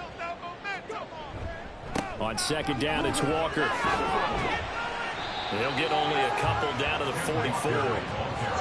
Well, he hasn't made much of an impact in the running game thus far, and after that last run, not much is going to change in that area. He hasn't been able to get anything going, and really the offensive line not helping him much. And the Cowboys pressure gets there this time for the sack. Multiple players combined for their team's 1st sack of the game. Already up 2 touchdowns. How about that drive killer of a sack there to add to their good play? This offense coming away with no points now when some kind of score was desperately needed. And here's Dixon to punt now as he gets this one away. And no return here. Where will they spot it? They say just outside the 20-yard line. Here's the Dallas offense now heading back out onto the field. And the stakes in this game certainly high as we get toward the end of the regular season. For now, they are holding a wild card spot, but there are no shortage of other teams in the NFC looking to take that spot from them. Starting with the guys on the other side of the field because they're on the outside looking in, and no one likes to be in that position. You want to be in the room, not looking inside to see everyone else having fun. 1st down, Dallas. Now on 1st down, he'll drop to throw it. He'll find Lamb. That's complete. And he slips up past the 45 before being tackled. 13 yards and a 1st down, Cowboys. 1st down, Cowboys. Looking to throw. And they will not get the connection there. It's incomplete. And not a common sight, at least on this drive. A momentary setback, though, for this passing game that has been moving well this series. Good thing for them, though. Still 2 more downs to connect and try to pick up another 1st down. And this time he's got the hook up. It's complete. He's up over 50 yards receiving now in this 1st half. It's a 1st down.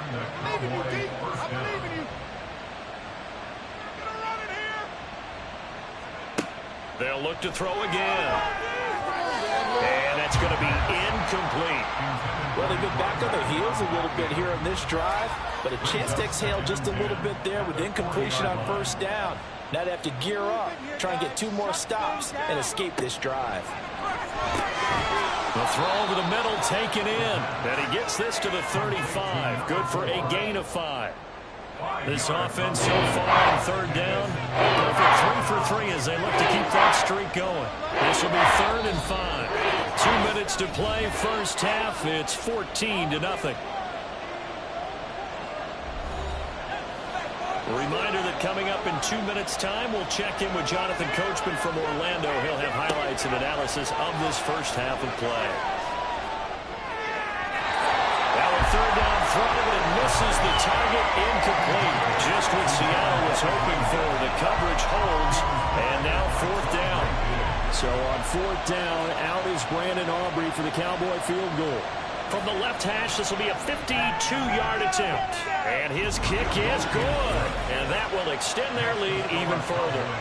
So 3 points there, and they continue to build this first half lead. Yeah, every little bit helps. And the more that you can put together drives and start controlling the tempo, controlling possession, finishing with points, the better off you're going to be. From a yard or two deep, here comes a return. And he's able to get this across the 20, but not by much, as he's marked out officially at the 21. And the Seahawks get ready to trot out on the field.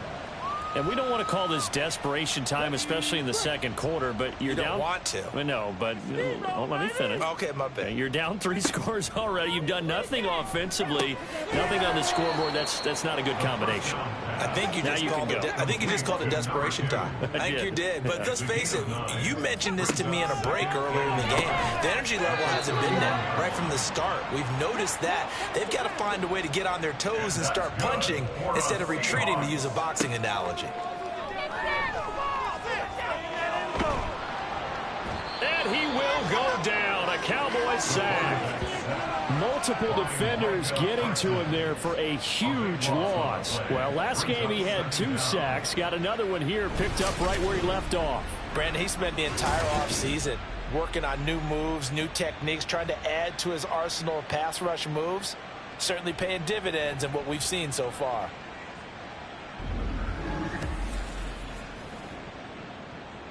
Now then, after the sack, it'll be interesting to see what they have planned for 2nd and 23. Now back to throw. And that falls to the ground, incomplete. A nice job of bodying him up defensively. And now it brings up third down.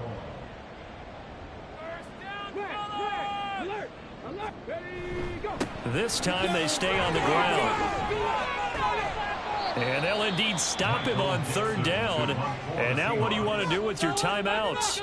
Now the Cowboys going to burn the first of their timeouts as they stop it with 28 seconds to go in the first half of play. And the Cowboys going to go on offense one final time in this first half. And with a 3-score lead already, this is not time for a momentum change, so I'd imagine they'd be happy to just take this into the locker room. They'll come out throwing here to start the drive. Able to hit his target, Lamb. So the completion good for 6 yards. And that's going to bring up second down. Brings up 2nd and 4 at the 24-yard line. So we reach halftime in what's been a fairly one-sided game so far. As we'll send you eastward to Orlando. Standing by with that EA Sports halftime report now is Jonathan Coachman. Take it away, Coach. All right, Brandon, thanks very much. Things definitely getting interesting around the NFL as we begin the month of December. So let's get right to it. We'll start our tour out in the City of Angels, Los Angeles. And it's the Cardinals who are out in front in that one. Marquise Brown, a touchdown reception.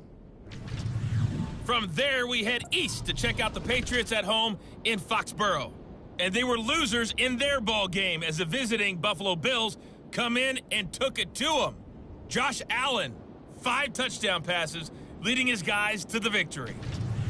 Finally, let's get to the country music capital of the world and see what's happening with the Titans at home in Nashville. And it was the visiting Chicago Bears who come away with the victory. Justin Fields sharp in the victory as his guys find the win column for just the 2nd time all year. This was an extremely one-sided first half. One team showed up ready to go. The other's been in a daze thus far, but there's still plenty of time left for this one to tighten up significantly. Okay, Coach, thanks as always to you and the gang in Orlando as we welcome everyone back in for quarter number 3. And he's up past the 20 to the 22-yard line. The Cowboy offense set to go to begin this third quarter. And Charles, they've got the lead. Put your coaching hat on here now. What's the game plan for the second half? I think getting the running game going a little bit more, because I thought in the first half they didn't get it moving the way that they would like. They had success throwing it, But I think these first couple of drives, they'll want to get those running backs going and give them more opportunities. And I will guarantee you that those guys were lobbying for them in the locker room at halftime. 2nd and 5. Firing quickly here, and that's complete.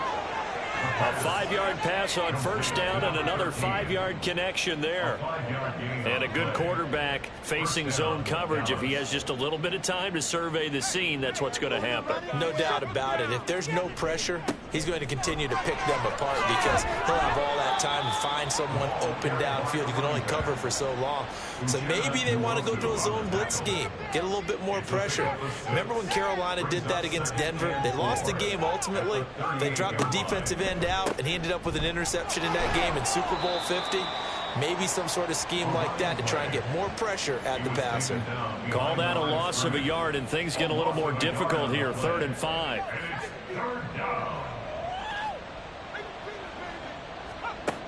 They'll set up to throw. He's got his target. That's complete. And he's going to be out of bounds, but not before he takes it inside the 40. Excellent play there on 3rd down. Give him 25 yards. And while we may be looking at the scoreboard, this offense certainly is not, because they're showing no signs of backing down, even with a 3-score lead here in the 3rd quarter. I think they keep taking their shots. They've seen blown leads happen throughout this league. They don't want to fall victim to it themselves.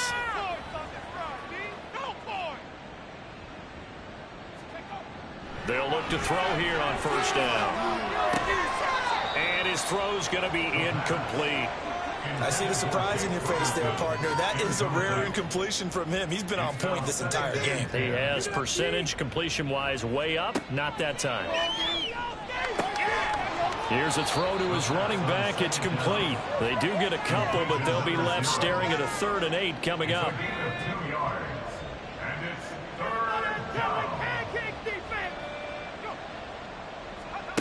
They'll stick with the passing game as he looks to throw. Pressure comes. He's taken down by the Seahawk defense. Looks like a 9-yard loss, and it also brings up 4th. And they weren't in zone coverage. They were in man, and each man did his job. And that looked like vintage, old-school coverage, didn't it? Man coverage reminded me of an old Raiders team. They had a Hall of Famer at one corner and a Defensive Player of the Year at the other, and they just locked people down. Here's Brian Anger now, as he should be able to pin him back deep here with his first punt. And no return possible here as they angle this one out of bounds. Now we'll see what this Seahawks offense has in store with their first possession of the 2nd half. They'll try and start this drive in the air. Throw out wide to Walker. And they'll take him down at the 31-yard line. Caught that look from you there, partner. I think we're on the same page on that one. Just his first catch. I think we both thought he'd be a little more active in the passing game. Let's see if that's the start of them trying to get the ball to him a little bit more here in the 2nd half. And for a 2nd straight play, that Cowboy defense gets him to the ground behind the line of scrimmage. This offense in desperate need of a conversion as they come up on 3rd down. Walker with another carry. And he gets it to the 34. Good enough for the first. Give him the 3rd down conversion. 5 yards on the play. That's how you get right up off of the mat, because on the last play, they stoned him in the backfield and dropped him for a loss. But he's the type of guy that scared me a little bit because he's not daunted. Just got right back up, showed some confidence, and picked up a 1st down with his very next run. And he'll be out of bounds after getting this one across the 40. 2 yards to go, 2nd down. It's a gain of 8. Brings up 2nd and 2.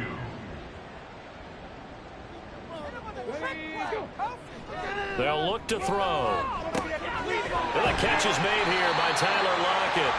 And Lockett going to pick up a Seahawks 1st down as he'll get this up to midfield.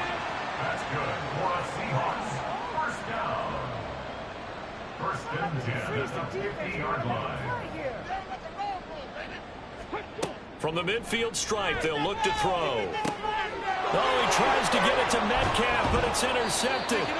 And the Cowboys will take over here as they get it up to the 43-yard line. Well, CD, I know it's just his second year in the league as a quarterback, but that's going to be one when he flips on the tape. He's like, I shouldn't have thrown that ball. No doubt about it, and his coaching staff will be emphatic about he shouldn't have thrown that ball. But remember, second year, as you noted, on-the-job training, so he's got to take this feedback that he's getting, negative or otherwise, and turn it into positives moving forward. They'll come out throwing here on first down. It's a short one here, complete to the tight end. And taking it across midfield and inside the 45. And the Cowboys first down. They'll look to throw now on first down. It's a short one here, complete to his tight end. And he gets this inside the 35-yard line. 3 quarters in the books. This is the National Football League on EA Sports. Back now in Seattle, Washington. It's the Cowboys with the football. They'll be looking to tack onto their lead as we get set for the fourth. Here's a handoff out of the gun. And he's tackled a yard short of the marker. Good gain of 9 on first down. You can really tell right now both sides have amped up the aggressiveness. That time the offense winning the aggression battle. And the defense was obviously aiming for the football, maybe a little bit more so than the runner himself, and that's why he was able to break through and get the gain that he did. 13 yards and a first down, Cowboys. Hate to be blunt, but it is just continuing to prove to be the case that this O-line is manhandling this D-line right now. They deserve to roll up their sleeves and show up their biceps because they're doing exactly what you just described, manhandling the defensive front. They've got the leverage, they're powering through, and they're controlling this game. Now a 2nd and 10. Back to throw. Looking end zone, but it's incomplete. Well, he'd been targeted quite a bit.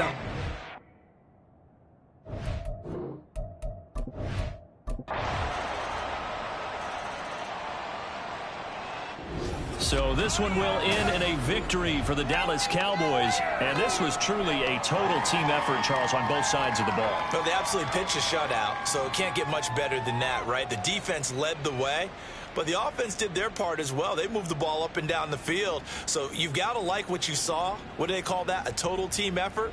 I think when it's time to hand out game balls, guys from both sides will end up getting one. So for the Cowboys, the win moves them a couple games over 500 now at 7-5. And they'll have another road date next.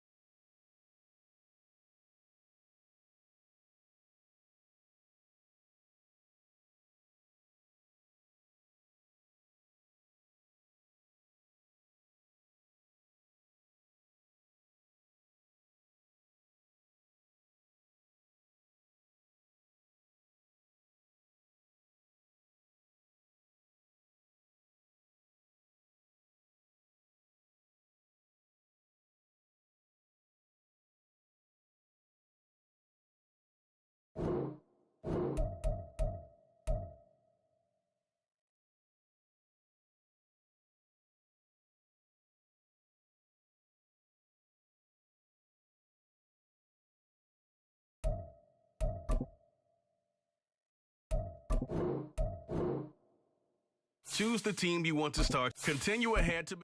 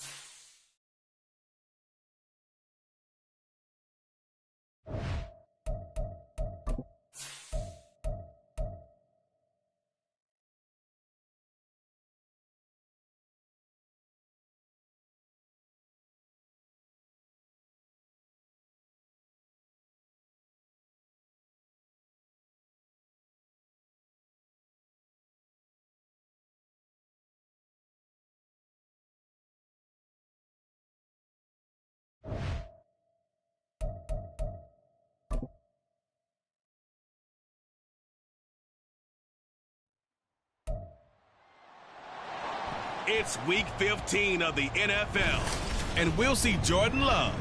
After his last game, he's now across 3,000 yards for the season. It's the Packers and the Falcons, and it's all up next.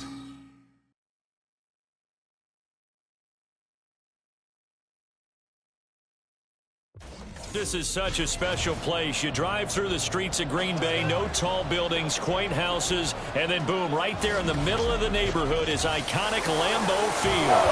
Today on to Week 15 in the NFL, and we've got a good matchup in store, as it'll be the Atlanta Falcons taking on the Green Bay Packers.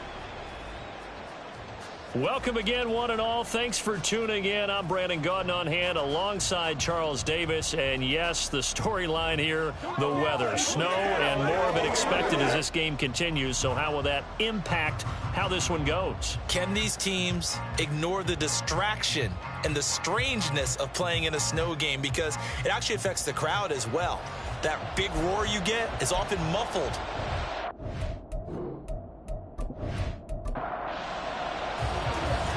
Set to go now on a white and snowy December afternoon.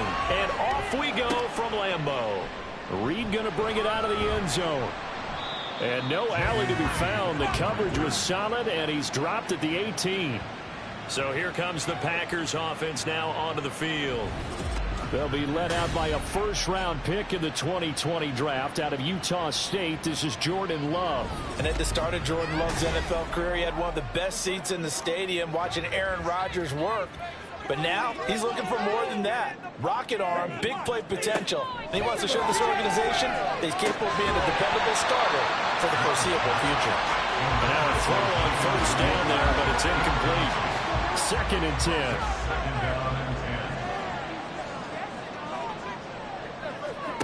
Throwing, Love. Oh, his first throw of the game, going to be intercepted. He's to the 10, and he takes this one back into the end zone, and the Falcon defense has a touchdown. Pass interference, defense. So call off the pick six. Everything looked right. It looked like it was in their favor. Returned it for a touchdown, as you just described. But instead, the penalty for interference nullifies everything.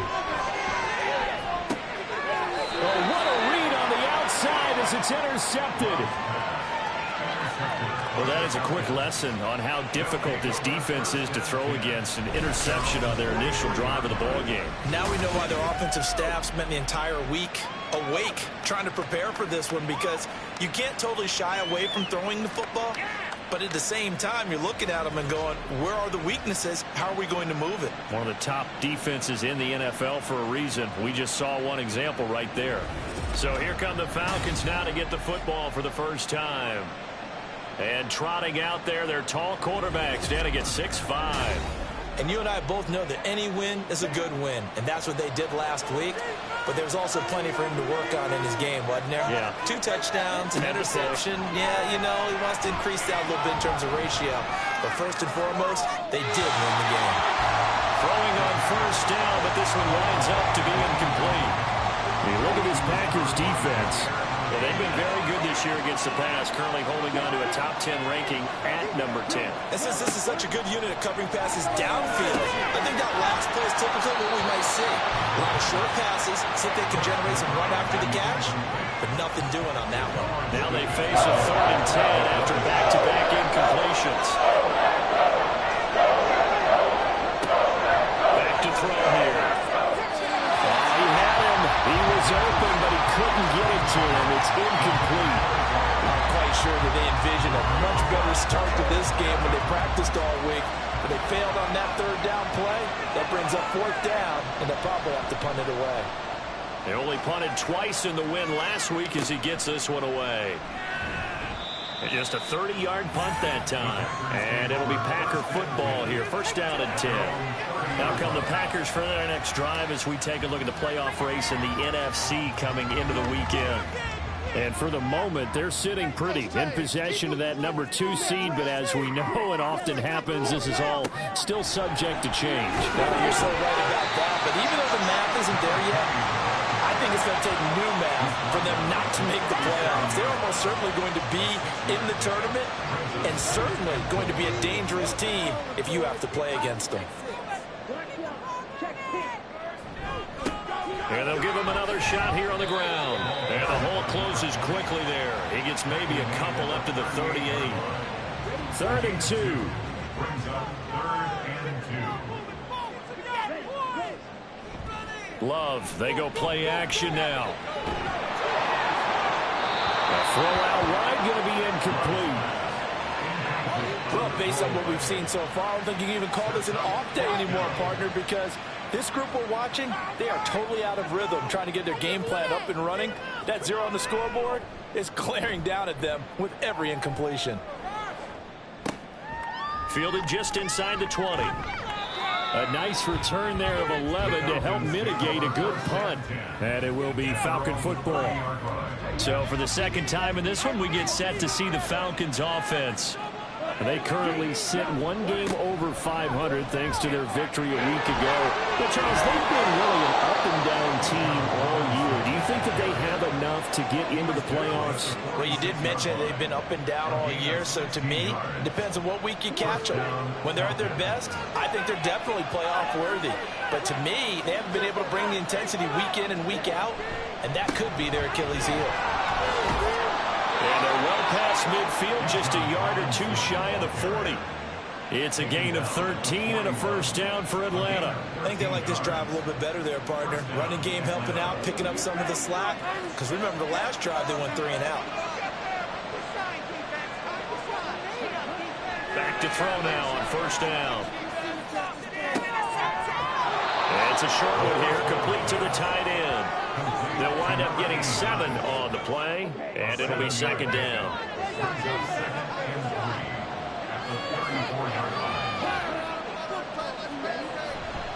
Robinson up the middle, and this won't be enough to pick up the first. A gain of 2, 3rd and 1. 3rd down and 1.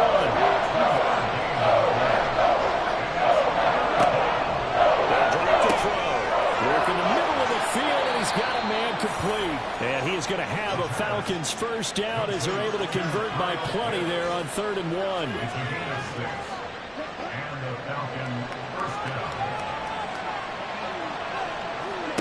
Now on first down, he'll drop to throw it. Oh, he rifles one, and that's going to be intercepted. Picked off by Jair Alexander. And the Packers are going to have it here at their own 9-yard line. And this might not be the last interception we see, Brandon. Both of these teams like to throw the football, but here in this snow, ball's not going to always go where you want it to. And this one winds up getting intercepted. The Packers offense now, they get ready to head back on the field. They got the ball now following a big play, keeping the other guys out of the end zone.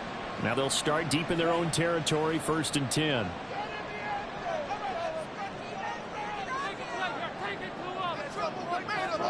Following the interception, Love. And a quick throw here, that's complete. And out of bounds across the 15-yard line. Now a 2nd and 2. 8 yards on the pickup. Brings up 2nd and 2. Love now. Looking for his running back, and he's got him. And he'll get it up here this time to the 21. 4 yards the pickup, first down. Here's Love.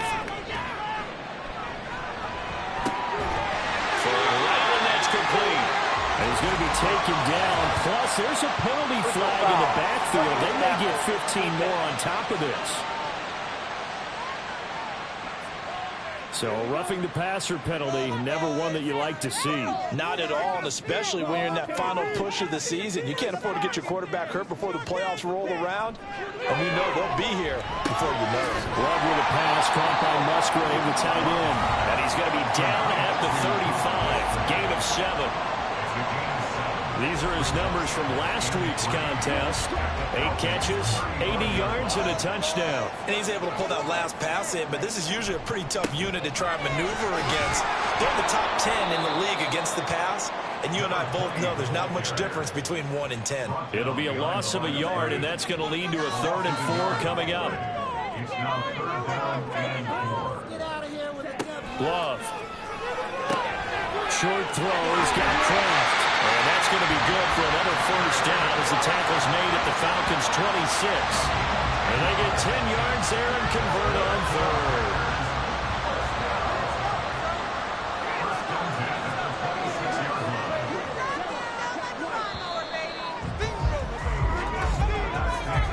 3rd. No score after 1 on EA Sports. Back for the 2nd quarter in Green Bay. It's the Packers in possession of the football. This offense finding its legs now. Here's another 1st and 10. Love looking to throw it. Quick hitter here. It's complete. And he'll go out of bounds in the red zone just inside the 20. 2nd and a couple. It's a gain of 8. Brings up 2nd and 2. Play action this time with Love. And this throw incomplete.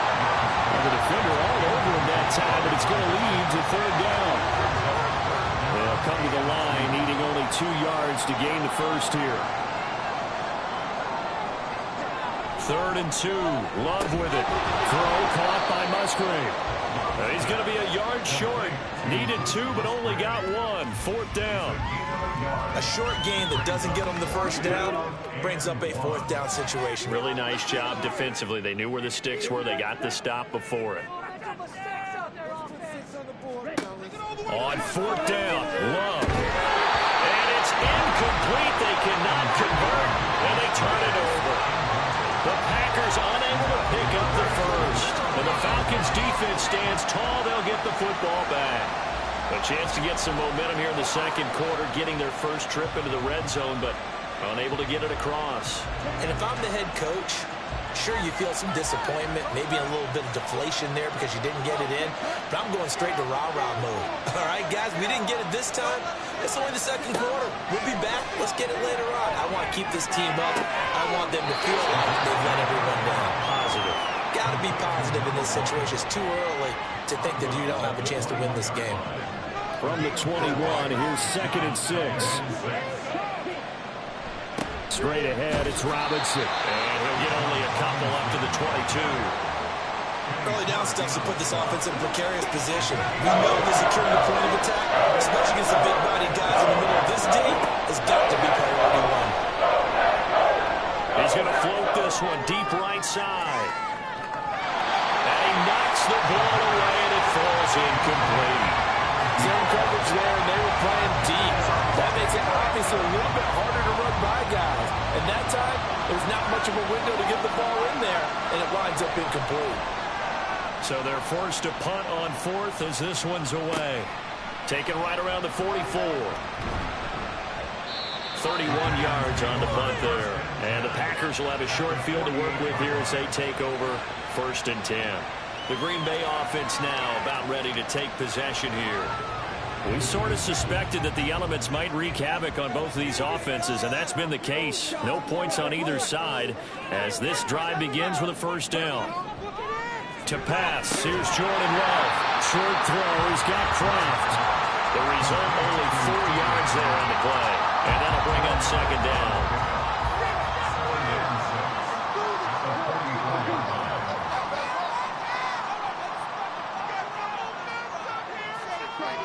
Now Love. Oh, he'll want that one back. Incomplete. He doesn't drop too many in that department. 3rd down.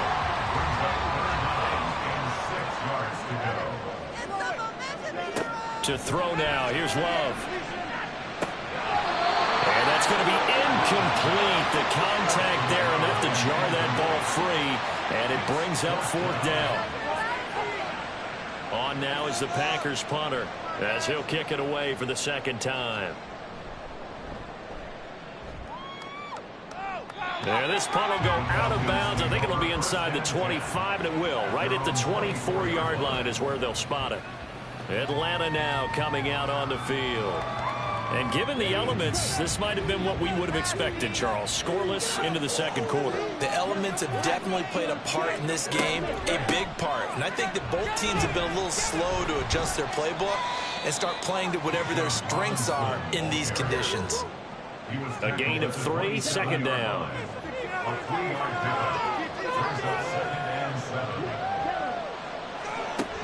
They'll run again here with Robinson. And the big boys up front, they're going to stop him right at the line. No gain on the play, and it's going to bring up a third down. They're going to look to throw. Packer pressure, and down he goes. Multiple players combined for their team's first sack of the game. In every game we talk about what are going to be the keys as we go into it. Maybe that's a key for their defense today. Pressure the quarterback and make sure you play a good zone defense behind them, and they get their first sack of the contest.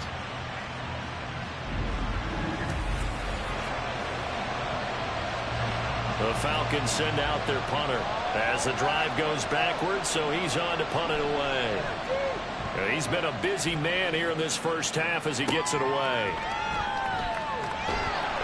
That'll go as a punt of 32 yards. And they will take over 1st and 10. The Packers offense now heading back out onto the field. They've been playing the field position game thus far. No score, second quarter as they come up on 1st and 10. Throwing to start the drive. Love. And he's got his man in stride, complete. And he goes down, but not before getting this inside the 25. 28 yards the game there on the catch and run. Every now and then I can speak from experience because I do know as a defender it is awfully hard to stay with your man on these crossing routes because even if you don't get picked, there's a danger of being picked either by one of their receivers or maybe by your own defender. And on that play, that worked quite well. That's good. The completion there for 7 yards, and that will bring up second down. Second quarter, 2 minutes to go. Tie ball game. Here's 2nd and 3. Operating from the gun. Love. Looking now, and that's complete. And he's going to be taken down right at the 10-yard line. So not quite a 1st and goal. It's 1st and 10 from the 10.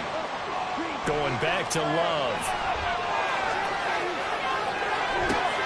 Musgrave's got it out right. And he's able to get this down to the 5-yard line before he's out of bounds. 2nd and 5. A gain of 5 brings up 2nd and 5. They'll look to throw again.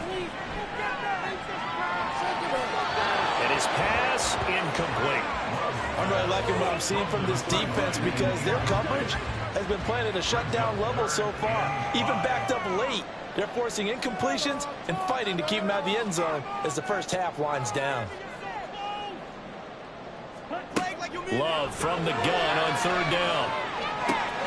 That's held in by Musgrave for a Packer touchdown.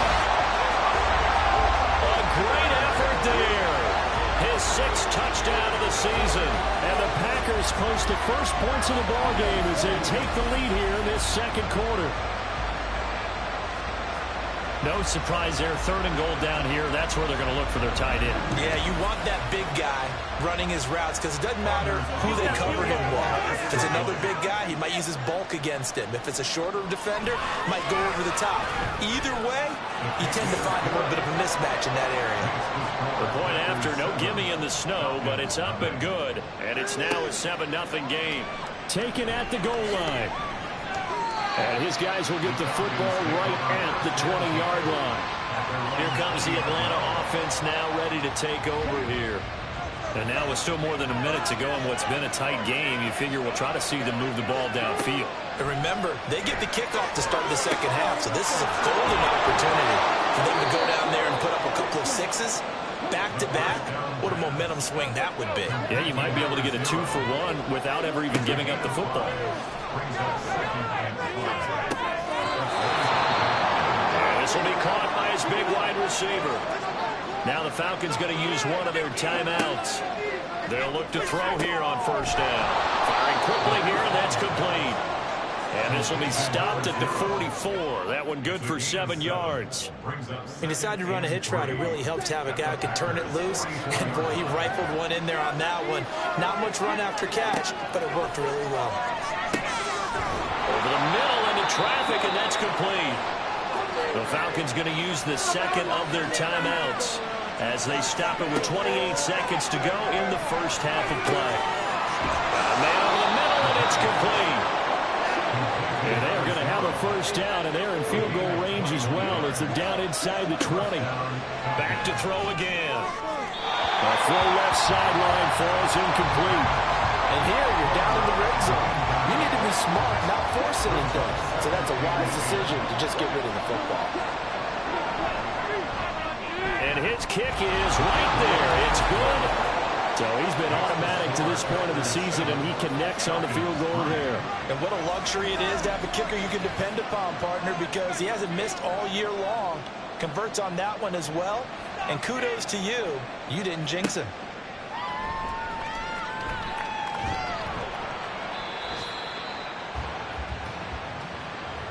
So we've reached halftime here in a 4-point game. As we'll send you down to Orlando, and we check in with Jonathan Coachman for our EA Sports Halftime Report. Coach. Okay, Brandon, time for a sprint to the finish, as it's time to get you caught up with what's happening around the NFL here in a pivotal Week 15. We'll begin with an always physical one in the NFC East. Heated rivals, Dallas and Philadelphia, at it again. And that one closing in on halftime with the... All right, we'll bypass the halftime show in favor of returning to this late season game with the teams coming back from the locker rooms here a bit early. Welcome back. Halftime over. We are ready for quarter number 3 alongside Charles Davis. I'm Brandon Gordon. And able to get this out to the 25. The Falcons offense ready to get going to begin this third quarter.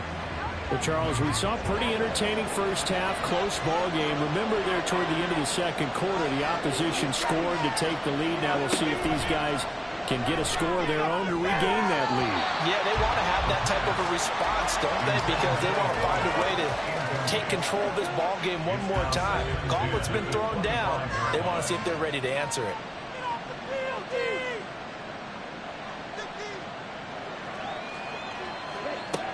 And 2nd and 10, he'll look to throw again. Got a man, and he hits him in stride. 9 yards, not quite enough, and they'll be left now with 3rd and 1.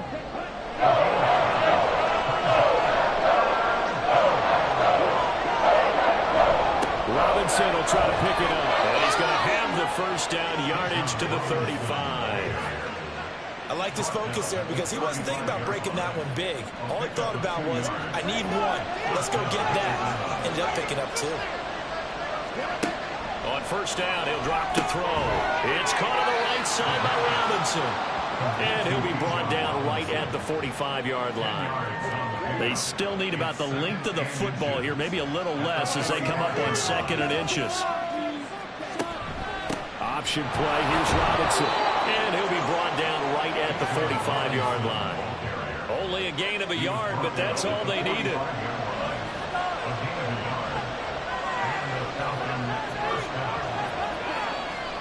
Back to Robinson now on first down. And he is going to be stopped cold behind the line of scrimmage.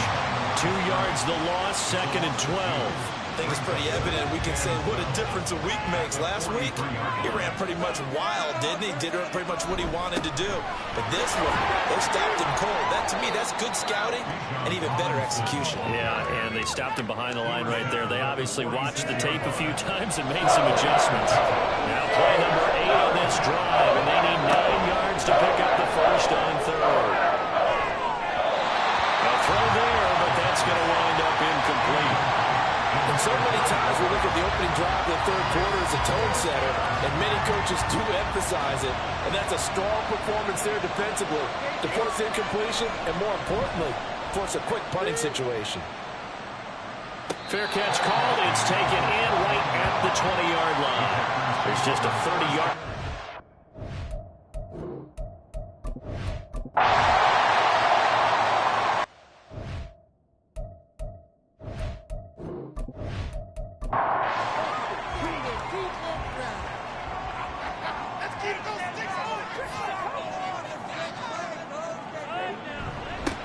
On second down, they'll run it here. And that won't buy him much room. Just a 1-yard gain to the 5. A tight game like this, such a tough spot for the offense to be in. Even though they have the lead, Charles, back up so close to their goal line, they got to protect the football. And that's when you have to take care of your team with play calling as well. Not a lot of misdirection, not a lot of counters, not a lot of plays where you have extra ball handling. Get it right to the hands of your running back, tell him to take care of the ball, and try and move forward. All right, that's a decent game there, but it hasn't been his best game overall. So I wonder what the mindset is of his team. Do they want him to handle the football and try and close this game out? Or are they going to make an alternative plan and maybe go in a different direction? I think they need him, and this is his time to shine. Taking a couple yards shy of midfield. A 41-yard punt, 9 on the return. And the Falcons are set up well to begin their drive as it'll begin in enemy territory already.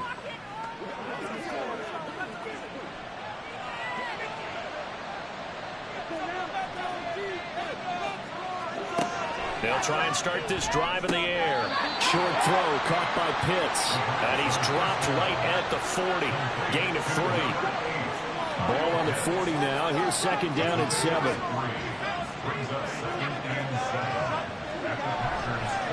On play action, they'll throw. And it's knocked away and incomplete. They have not gotten him going at all. Tried to spark something there with a longer throw. Unable to complete. But you have to keep trying. He's one of their best playmakers. No matter what it says on the scoreboard, you're always trying to get him the football. And they'll wind up getting this one all the way down inside the 20. Give them 22 there on the third down conversion. And here we are in the fourth quarter, partner, and watch them drive for what would be a go-ahead touchdown. And you and I both know this is where you need a quarterback who can keep his cool back there. Not just for himself, but to keep the rest of the team relaxed too. So from inside the 20, here's 1st and 10 at the 18. Again, he'll drop to throw. And he's wrapped up. Taken down at the 25. 7 on the sack, and it brings up Sackett. And this dominant defensive performance continued on that play. This poor quarterback has not received the protection he needs and has had to pick himself up off the turf far too often. This will be a short gain of 3 before he's brought down at the 22. Oftentimes we praise an offense for their variety, being able to hit people with the run and the pass. But in this game, how about what we're seeing from the safeties? They're all over the field. They're not they're throwing or they're trying to run it. I don't think we've ever awarded an MVU, most valuable unit, but you're right, it might go to them in this game. I like that, MVU. Well done. Give him a couple on the run as it brings up a 4th down.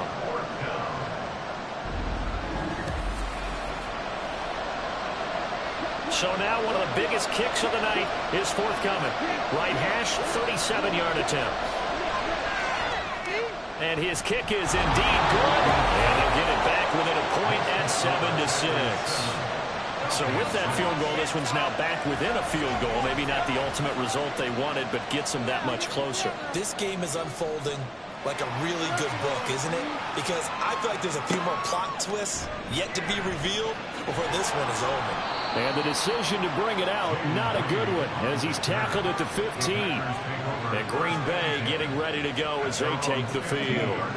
A little less than 4 minutes remaining, and the margin for error is small with this slim lead. Operate within your 4-minute offense here, Charles? Definitely. Remember, the 4-minute offense doesn't always correspond with what's up on the clock. What they need to do is play a little bit of keep away right now. Run the clock down. Make sure their opponent doesn't get the ball back. Their dream scenario, get enough first downs and make them eat up their timeouts so the game ends when you're kneeling down with the football. A second down pass play there, but it's incomplete. This a very important drive, and that incompletion leads to a very important 3rd down here if they're going to try and get the football back. Yeah, getting it back, absolutely crucial to their chances to try and win this game. I would expect a lot of pressure here.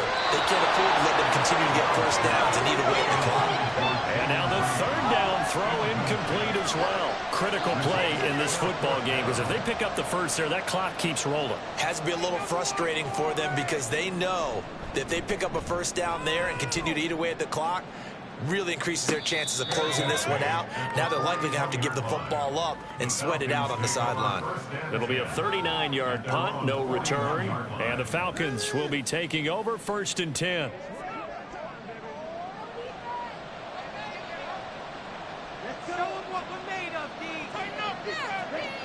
They'll come out throwing here to start the drive. Oh, he's got a man wide open, complete. And he's going to get this down to the 35-yard line.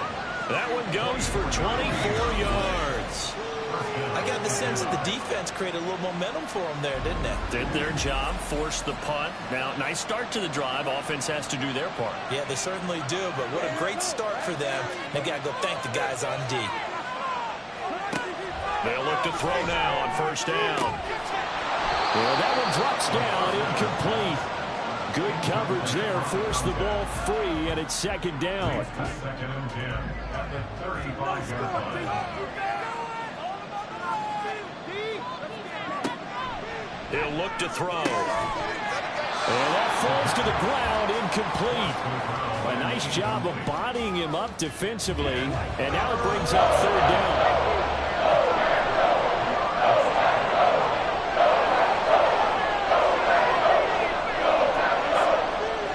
They'll stick with the passing game as he looks to throw.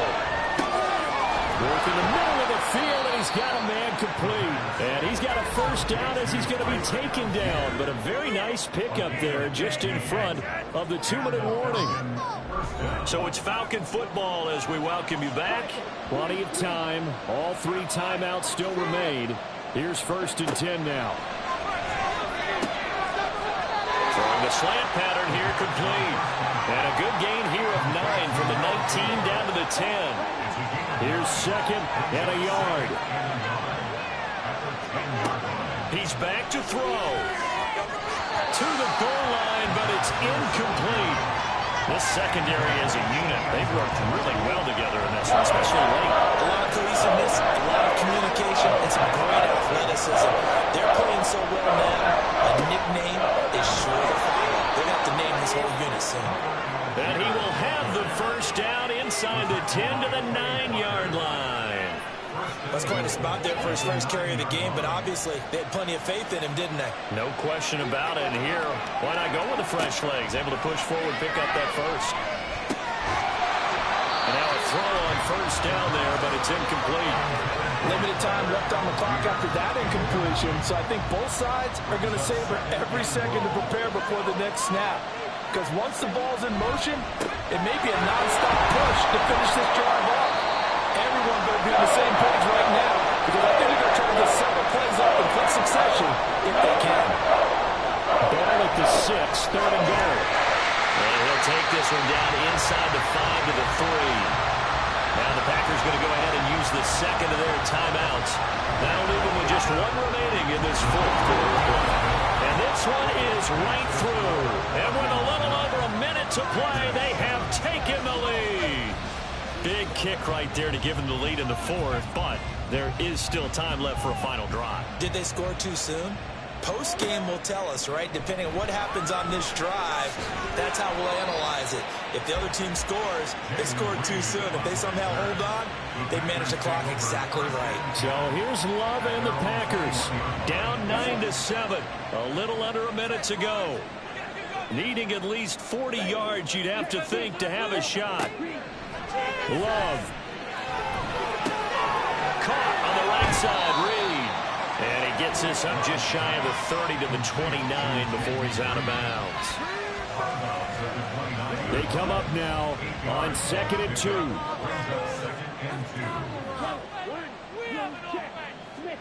2. Love looking to throw it. That is incomplete. This defense has been so stingy all game long. No reason to think it's suddenly going to open up now. They took their shot, but this, like many others, falls incomplete. Here's Love. He's got his target. That's complete. And he's going to have the Packers 1st down as they're able to get the 3rd down conversion. Now Love. And this will be incomplete. Physical play on the football there, and it's 2nd down. Don't let us down.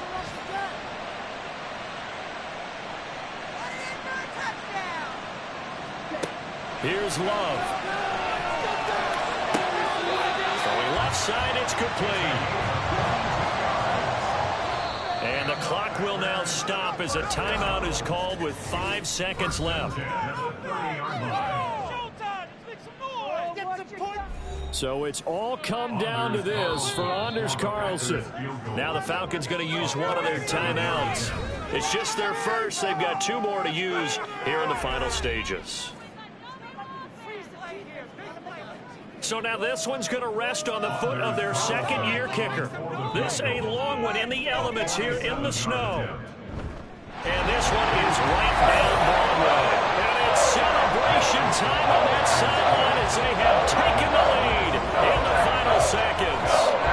Nothing easy about that one in these elements in the snow, but he's able to put it home in what looks to be the game winner. And you know, I had problems with the footing just walking from the bus to the stadium. I can't imagine being called to kicking this stuff with the game on the line. But he appeared to have 0 issues whatsoever. Well, this one probably was fun down to the very end. They got the points late, right before the whistle. Then the ensuing kickoff. They were hoping for magic on the other side, but couldn't get that spark. Fun if you won, and fun for us, because we got to watch it and call it. That magic that you were talking about didn't occur at the end, but what a game all the way through. So for Green Bay, they remain in the hunt for a first-round bye as they move to 11-3 on the year. And they will hit the road next week to take on the Miami Dolphins.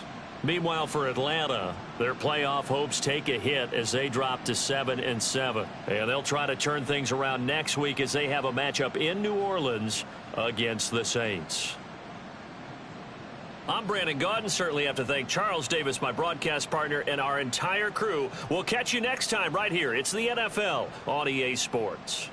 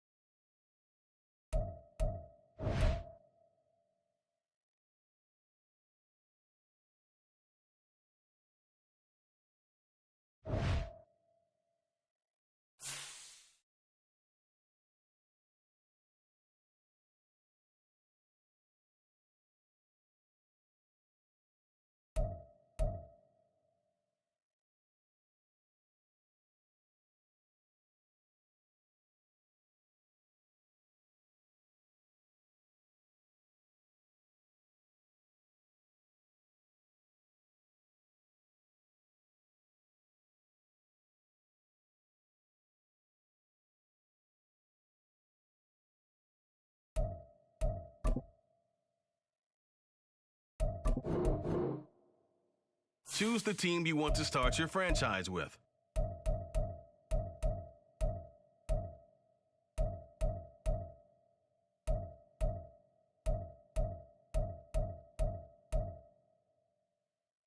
Continue ahead to begin.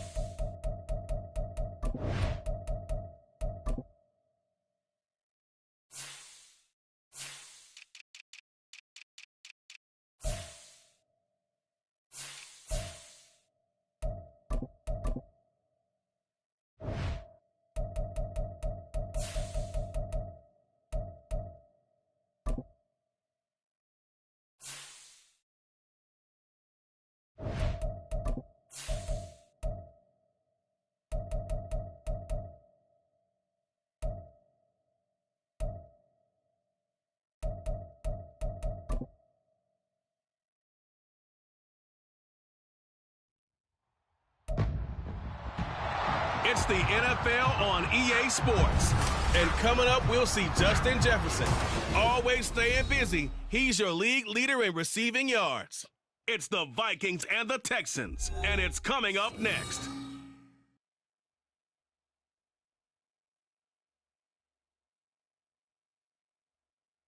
We are pleased, as always, to be bringing you coverage of the National Football League on EA Sports. Today on to Week 15 in the NFL, and we've got a good matchup in store, as it'll be the Minnesota Vikings taking on the Houston Texans. With Charles Davis, as always, I'm Brandon Gaudin. And Charles, you talk about storylines in this one. I think it begins and ends with our two quarterbacks, certainly two of the best in the business. And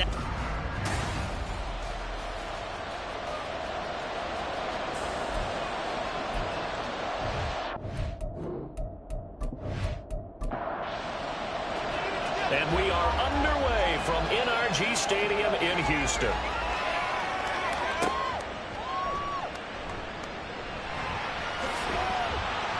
And all in all, a pretty solid return. Nearly got it to the 35. They'll mark him down officially at the 34. So out come the Texans for their opening drive. And a glance here at the vet. He's got a lot of years under his belt in the National Football League. We're seeing it more and more in this league, how teams love to have athletes back there taking the snaps, guys who can throw it and move around and get yardage with their legs if needed. He's one of the best examples that we see out there right now. He can throw for hundreds of yards one week and then run for 100+ the next. He adds an extra dimension that really confounds defenses when he puts it all together. The numbers for Williams a week ago: 14 carries, 63 yards. There were some signs of life from their ground game last week, but overall, just a so-so performance. Everyone knows they can make a slight improvement how they can. Oh, his first throw of the game going to be intercepted. Mekhi Blackman's got it, and they will set up shop in enemy territory at the 42-yard line. Well, it's no secret he's had trouble this year with interceptions, and this is a bad start for him. First drive, throwing another pick. No matter who's broadcasting his game, that's how the conversation begins. Throwing too many interceptions. Can he take care of the football? If I were his backup, I'd be edging towards the coaches and saying, hey, how about giving me an opportunity? So excellent starting position here for the Vikings. As we get a peek at their dynamic signal caller hailing from Mississippi State, it's Dak Prescott. Would you say that last week's performance by him, workmanlike in terms of numbers? One touchdown, one pick, but obviously a loss. Yeah, that's the bottom line for him. All he cares about is how do we find a way to win the game. Maybe leans on a few other parts of the offense, and hopefully springs a receiver or two free. From the 33, here's second down at a yard. At the Texans' 33-yard line.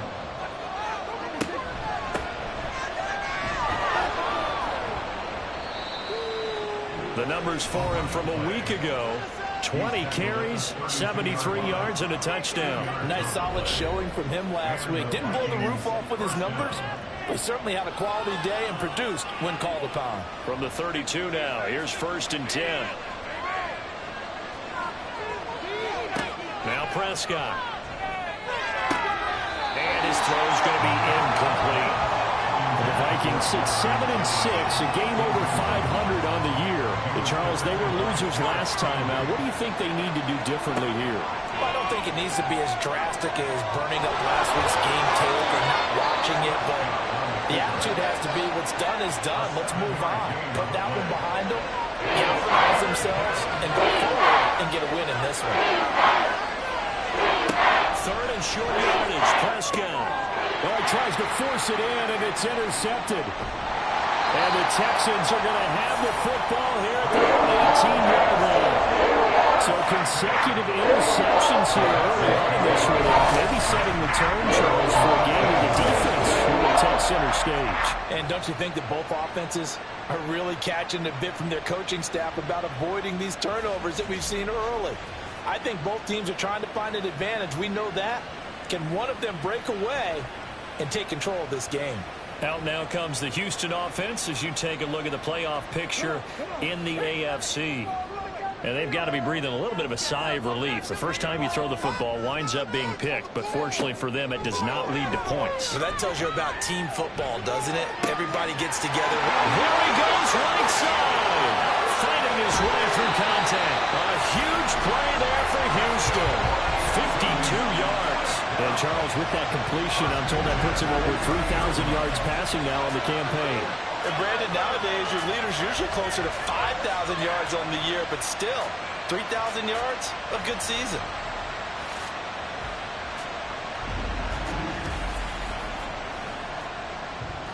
So how about this for a change in field position? From inside the 10, here's first down on the other side of the field. Now a give up the middle to Williams. He'll be dropped at the 25 after a gain of 6. Offensive linemen love creating space for their guys carrying the ball, but when that guy also breaks tackles and creates extra yardage, they almost feel like he's one of them, and they really embrace him. Now left side, a completion to his tight end. Second catch for the day, and down the first down. That was a route run not just with dexterity, but with intelligence. Found the hole in the zone, made sure the quarterback saw him, and was able to make the sure catch and put the down marker back to 1. The throw over the middle, taken in. Calling a gain of 6 on the play, and it's second down. And I think this is a route we'll see more of as this game goes on, because with his speed, they want to get him the ball in space on drag routes just like this. They want him to get the ball and run after the catch. Good job there, though, holding him for a short gain. Now a second down throw for the end zone, but it's incomplete. An incomplete pass on that last play, and that means they'll need to come up with something here on third down. They'll look to throw again. And that is incomplete. This Minnesota D up to the task on the third down pass play. Back-to-back incompletions of what was once a nice drive, stalled out here. I'm going to give credit to the secondary partner. Never gave up as they gave up a few yards, and they came through on that play to deny that pass and force the fourth down. Well, they got the turnover and were able to drive it down, Charles, but ultimately in the end, the defense holds up, and they only come away with the 3 points. Yeah, they gave up a lot of ground, but when they had to, they settled in and prevented the interception from leading to 6 points. Because you never want to see turnovers turn into any type of points against you, but better to give up 3 than 6. And he'll be brought down shy of the 20, so the decision to bring it out of the end zone, not a good one. The Vikings taking the field here for their second drive of the game. Their second drive here of the ballgame, Charles. Remember last time they threw the interception, but the defense held up. It bent a little but didn't break, only giving up the 3 points. Yeah, obviously they left some points on the table there their last time out, but boy, they have to thank their defense for holding the opposition just 3 after they threw the pick. Their turn now. Back out on the field, put together a good drive, and get some points of their own. Prescott now. And he's going to go down. The Texans come in and able to bring him to the ground. They push him back 8 yards that time on second down. You know very well both of these teams reviewed the film and saw that this defense had 5 sacks last week. They got to keep their QB upright. And they're going to try their best to do exactly that. But they're facing a team where getting to the quarterback is a mindset. It's a mantra for them. And they play a game within the game. And you know what it is? Let's race to the quarterback and see who gets there first. Now on third and long, they'll look to throw. Well, this is taken in. It's complete. And he'll get this one way up just shy of the 45-yard line. The defense shaking their heads, not aggressive enough, and they allow him to convert a 3rd and 18. Now that one hurts defensively. They force him into 3rd and long, had the advantage, yet they give up the big play right there. Yeah, their offense was already warming up on the sideline, ready to come out. So much for that 3-and-out. Just like that, out of danger and up past the 40 now for 1st and 10. From the shotgun, it's Prescott. Escaping the pressure right. Prescott able to get down there at the end on the slide, and he has the first as well. That one goes for 13 yards, and it moves the sticks. So a 1st and 10 now in Houston territory at the 43. From the gun, he'll hand this off. And he'll take this ahead for about 4. Second down coming up. Hey, look at the defense for these Texans. And this unit, very tough to throw against, currently second best in the NFL. And this is where we talk game inside the game. Top 5 passing offense versus top 5 passing defense. I wouldn't be surprised defensively if they change up coverages a bit more than usual to try and combat what they expect to see. 3-0 after 1. EA Sports. The Vikings with the football here to begin the second quarter. Here's the 7th play of this drive. This is 3rd and 4. Prescott to throw it. And it is caught. And they do get him down, but not before he's able to slip it inside the 5-yard line. They're able to convert on 3rd down, and that sets up a 1st and goal. Already over 1,000 yards receiving this season. That catch is just going to add to his total. Certainly not resting on his laurels. He's trying to continue to gain as many yards as possible and continue this big season.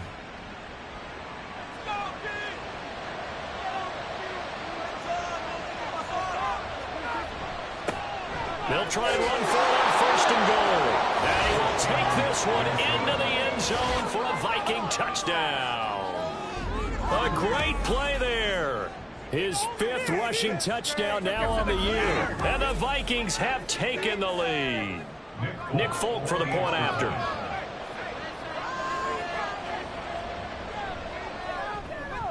And this is up and good to make it 7-3. So that drive goes 8 plays, and it results in a 4-yard touchdown run. Taking it about the 1, and they can't bring him down. And beyond the 20, but not by much. In fact, just a yard pass there to the 21. Houston set to take over.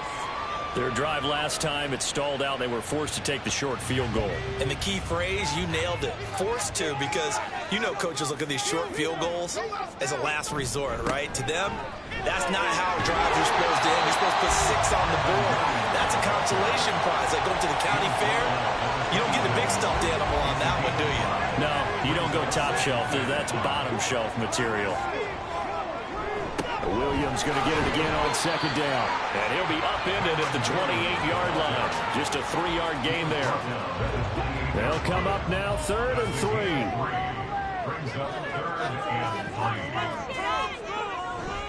They'll try and run for it. Here's Williams. And he gets it to the 34. Good enough for the 1st. They get 5 out of that one, and it moves the chains. Well, partner, none of these runs individually have added up to a whole lot. Now 3 plays, all 3 short runs, but together a 1st down. Yeah, it's amazing how the narrative changes when you string them together. Now they'll switch it up here and look to throw. It's a short one here, complete to his tight end. It'll be a gain of 5, and it'll be 2nd down. A gain of 5 brings up 2nd and 5. They'll run out of the gun here. Williams. And strong running there as he's across midfield and down to the 49. That's good for a Texan 1st down, a 12-yard pickup. That's a nice run right there, able to get to the outside. And so many times defenses say, okay, we got you hemmed in. But if you're running the football, at least you know where everyone is coming from. You don't have to worry about the backside at all. That allows you to run with a little bit more confidence as you traverse down the field. And he's got this down to the 35. Back-to-back nice gains. That one for 14 yards and another 1st. Not too shabby for his 1st carry of the game. That's exactly what most teams are looking for. A really good change of pace back. They'll look to throw here on 1st down. Wide open receiver complete. And inside the 20 before he's brought down. 19 yards that time from number 19. This has been a nice answer to the touchdown drive against them a few minutes ago because they've come out and reestablished the tempo. A nice throw there, and they're putting together a very strong drive as a response. This offense finding its legs now. Here's another 1st and 10.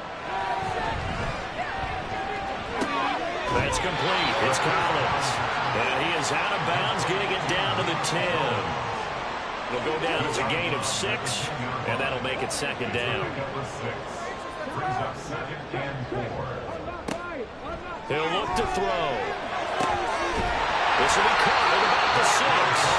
And the Texans are going to be looking at 1st and goal as they move this down to the 4-yard line.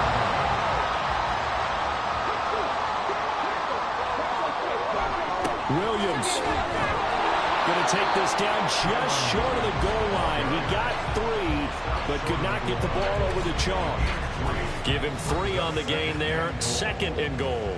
2 minutes to play in this first half. 7-3 our score. 2nd and goal from the 1.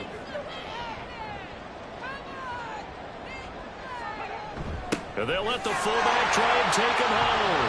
And he's in. Touchdown, Houston. His 3rd rushing touchdown of the year, his 5th overall. And the Texans have retaken the lead. And when the smaller guy can't power it across the goal line, Charles, sometimes you need to go with a fullback. They did. It worked.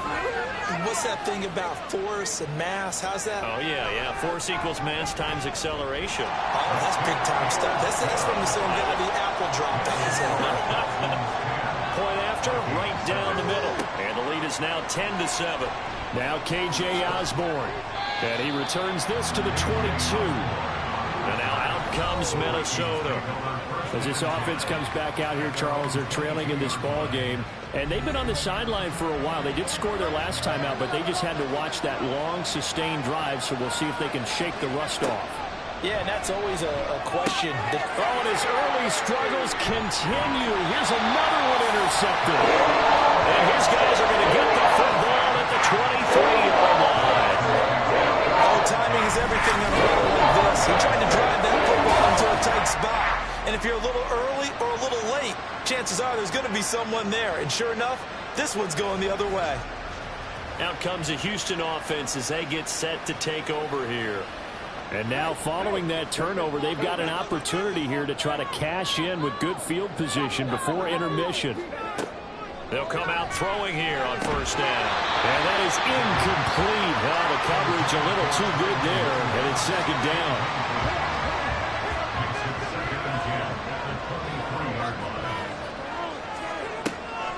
They'll drop to throw. And that'll be incomplete.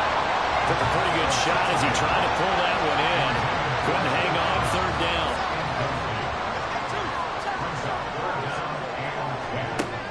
They're going to look to throw. And got his man. It's caught. Touchdown, Houston. A great effort there. His 6th touchdown of the season. And the Texans are able to stretch out their lead. Well executed there offensively. Defense looked a little confused, but he found his receiver, and that one good for 6 points. And the payoff we just saw there tells us how many times they ran this play in practice over the past few weeks, because they executed that flawlessly right here on game day when the situation arose. Extra point right down the middle, and his guys will take a 10-point lead. Here's Osborne. This taken in right around the goal line. And some good special teams coverage as they bring him down just outside of the 15. Minnesota's offense takes over possession. And for this offense, Charles, you got to think kind of crucial here to put something together on this drive, because remember last time out they threw the interception on the very first play. And you can't afford to let this defense keep building any more momentum. They're playing awfully well, and they're awfully confident right now. To me, it's time to attack and take some of that momentum back. But make sure you're selective in doing so. Understand where you want to throw the football and make sure it's open before the ball leaves your hands. 1st down now, but the clock continues to move. Looking to throw. Prescott. Throw left side, taken in by Jefferson. And he goes out right around the 39. Now 2nd and 5.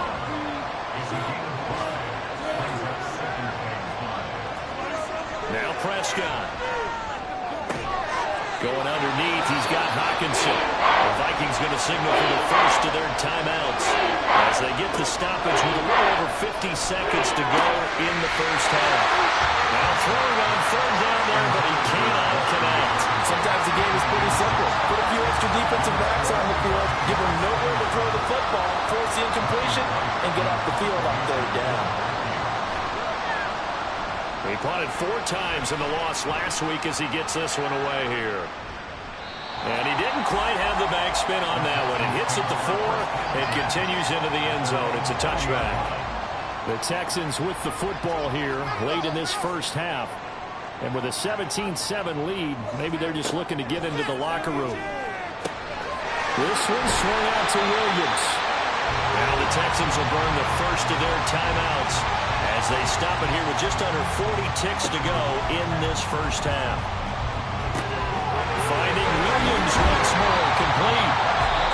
Now the Texans will use one of their 2 remaining timeouts as they'll stop it with a little over 30 seconds to go in the first half of play. And I like the idea here. Get the ball in his hands, even if it's in the passing game. 3 catches a week ago, and he does a nice job here to pick up yardage. Now on first down, he'll drop to throw it. Looking left sideline, it's complete. And he has a big gain inside the 40 before being dropped. The Texans going to signal for their 3rd and final timeout as the clock will stop with 21 seconds to go here in the first half. So from the 39 now, they'll come up on a 1st and 10. Again, he'll drop to throw. There goes a deep ball, end zone. And too much juice. It'll be out of bounds, incomplete. I like the thought process there. They connected on a big play, and sometimes you find the defense vulnerable. So they went for the bigger shot, went for it all on that one. This time, they were ready for it. Another throw on 2nd down, and this one incomplete as well. So many times we've seen him try to escape the pocket and do something with his legs, but in this case, the pressure was too intense, and he made the wise choice to just get rid of the football and make sure no one was going to get it. Now yet another incompletion here as they fail to connect on 3rd. Nice call by the defense there on 3rd down. Just flood the field with extra defensive backs in their dime package. Nowhere to go with the football. Forces the incompletion. And he missed it. It's no good. And the lead will hold at 10. And anytime you see a kicker trot out to try one from 56 yards, you know everything's got to come off perfectly for it to have a chance. If the laces aren't quite right, if he doesn't hit the fat part of the ball just right, it's unlikely to go through. And that one winds up no good. Final play of the half, Prescott. And incomplete. So we've come upon halftime here in Houston, and it's the home team, the Texans, leading this one. As we'll get you over to Orlando, where standing by is Jonathan Coachman. He has our EA Sports halftime report. Okay, Brandon, time for a sprint to the finish, as it's time to get you caught up with what's happening around the NFL here in a pivotal Week 15. We'll start by heading out west to Glendale, Arizona, and they are seconds away from halftime, all tied in that one. From there, we're off to check out another game, and they couldn't get the job done as they fall to the visiting Baltimore Ravens. Lamar Jackson leading the way as his guys pick up win number 14 on the year. Finally, let's get to Silicon Valley to check on the 49ers at home at Levi Stadium. As you can see, the score there in the 2nd quarter. The 49ers trying to hold on and claim victory.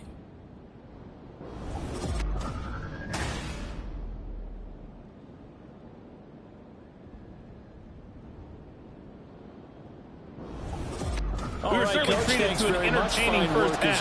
Both these teams with some high points and maybe a couple of low points as well. So it's going to be a question of who can be the most disciplined team going forward. And he will be brought down here inside the 20. Good coverage as he's dropped at the 17. Out come the Vikings. They'll have it first on offense as we begin the 3rd. And they trail here to begin the 2nd half. What's going to be a key for them to get back in the game?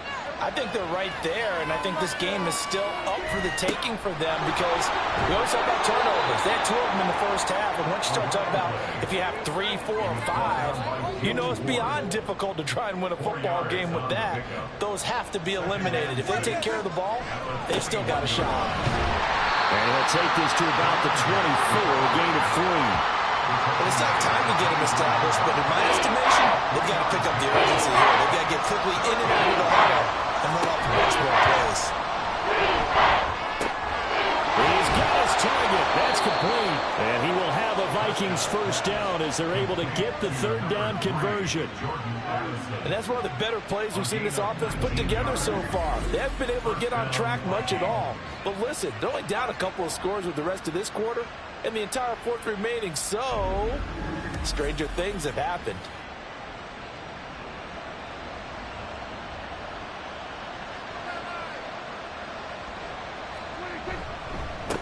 On first down, they'll go to the ground attack. And boy, this defense again really making things tough on him as they stop him for no gain. Here's 2nd and 10. Throwing, Prescott. Going underneath, he's got Hockenson. And he's out of bounds just before the midfield stripe at the 49. This offense in desperate need of a conversion as they come up on third down. To throw is Prescott. And he's going to be intercepted a third time. And he'll get this one out to the 50 to the midfield stripe. As they started that drive, I think they looked at the scoreboard and said, this is a manageable deficit, guys. Let's go ahead and start cutting it down right here. Instead, an interception happened, so a 2-possession game might become 3. So as we get going here in the second half, this could rapidly reach the point where there isn't enough time left for a comeback if their defense doesn't bail them out.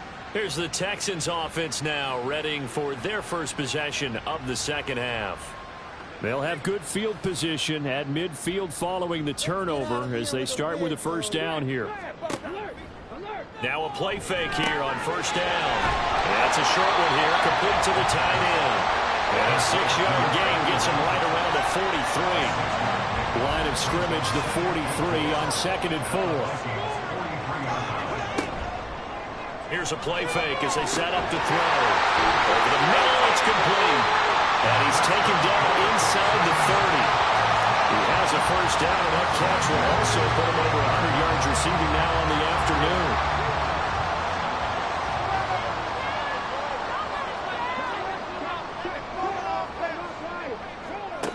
Back to throw. And that'll be off the mark, too far out in front, and it's incomplete. He shook his head right when he released that throw. He knew it was going to be a little off target. Yeah, the excitement got him on that one. Wasn't able to control the fact the receiver was open, and it would have been an easy throw. On second down, Williams. And he's brought down at the 24 after a gain of 4. That second down play call was not to pick up the first down. It was to accomplish what they did to get them into a manageable third down because they had incompletion on first down, so they were behind the sticks, so to speak. They needed to make up some ground, and they did. Now a third down throw, but it misses the target, incomplete. Coverage was awfully tight there on third down. They actually closed off all the passing lanes, forcing the incompletion and bringing up fourth down.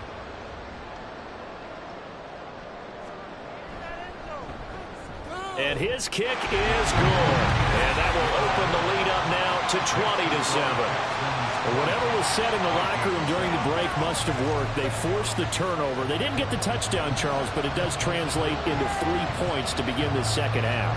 Exactly as they discussed in the locker room at halftime. Get some points to get things kick-started. Now start your half off with some momentum. Gives you something to build on for your next possession. Minnesota now ready for their next possession. So now, Charles, this drive maybe a touch more important, trying to erase the memory of that interception they had the last time out. Yeah, and everyone goes through this because even the best in the game, you're going to have games where it just doesn't go right for you and interceptions result. So, frankly, to me, it's all about how you respond, not just the types of plays that you call, but how you carry yourself, how you show your team that you're still with it, and how you continue to lead. Here's Prescott. Going underneath, he's got Hockenson. No gain on the play. And now we've got a 3rd and 4.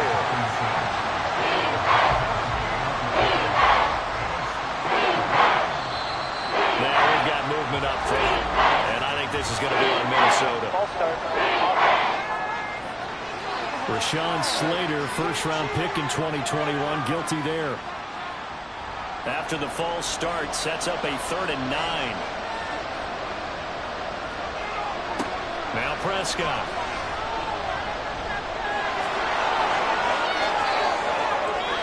That one a broken blocking play, but it ends up being a good play. The scramble goes for 20.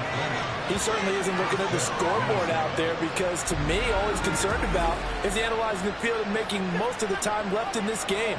Deficit's still there, but he's starting to hit them with some big plays. Line of scrimmage, the 37 on 1st and 10.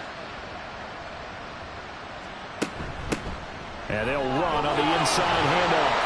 And boy, this defense again really making things tough on him as they stop him for no gain. 2nd and 10. Thanks for tagging along with us here from Houston, Texas. Prescott now. And he's got his man in stride, complete. And he'll be taken down, but not before he gets into enemy territory. Second catch for him today, and it'll wind up a 1st down.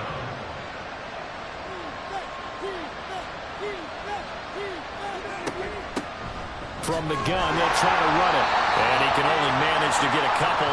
2nd and 8 coming up. Call it a gain of 2 as time has run out on this 3rd quarter of play. We're off to the 4th quarter here in Week 15. Happy holidays to all. We'll return with more after this break. You're watching the NFL on EA Sports. Ball on the 47-yard line. Here's 2nd down and 8. Prescott. Over the middle and complete to Addison. And he'll lose yardage here. Back at the 47. Now they're staring at a 3rd and 8. That last play backwards a yard.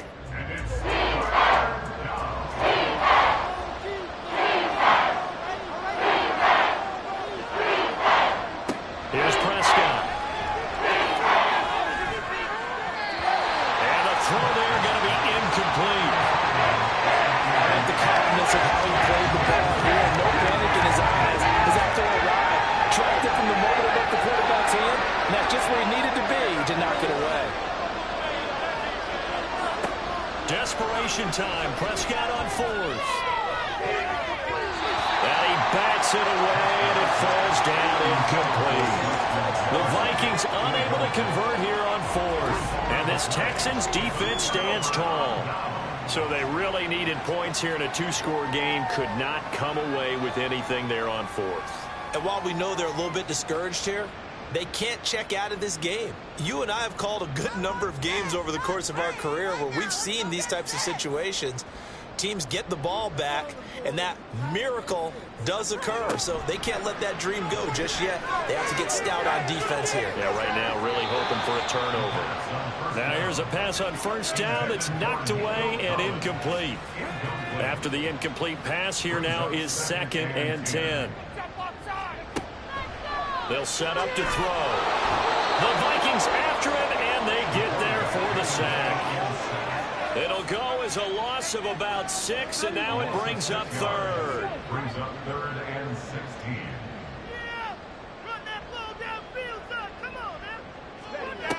They'll set up a throw.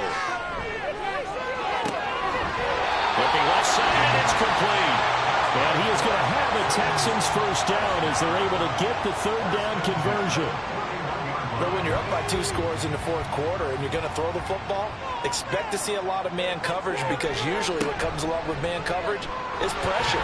So if you're a play caller and you want to keep throwing the football, that's fine. Just make sure your offensive line understands they're going to get additional guys running at the quarterback. So 1st and 10 now from the 30. Now a 10th carry. Here's Williams. He'll get it to the 23-yard line. 61 yards rushing for him now in the ball game. From the 23, this is 2nd and 3.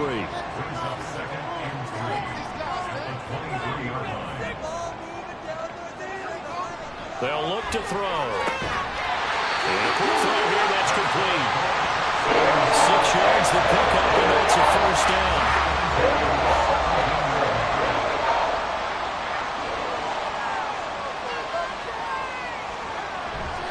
They give it to Williams, running right. And he is met in his tracks behind the line of scrimmage. That's going to wind up a loss of a full 3 yards on 1st down. Sometimes you just sit back and marvel at what he can do defensively. Speed, strength, quickness. He's the whole package. And that package just wrapped up the runner for a loss. The throw over the middle, taken in.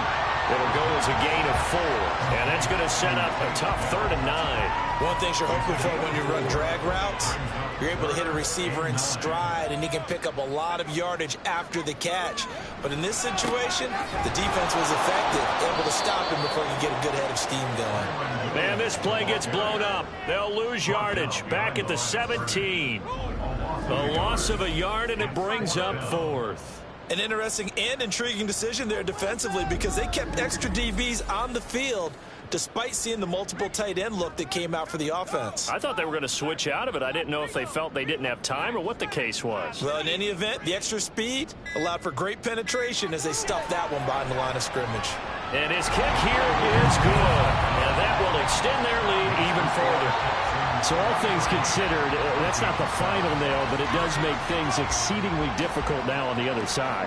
Yeah, because obviously now with a 16-point game, the other guys don't need just 2 touchdowns. They need a couple of 2-point conversions as well. Plus, they'll need either a turnover or an onside kick in there somewhere. So you're just adding to the list of things that need to happen in sequence. And it's going to be a pretty tall order this late in the game. So Dak Prescott in the offense. Down by 16, 2:16 to play.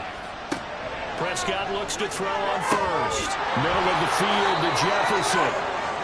And he's got it past the 30 before he's hit and dropped.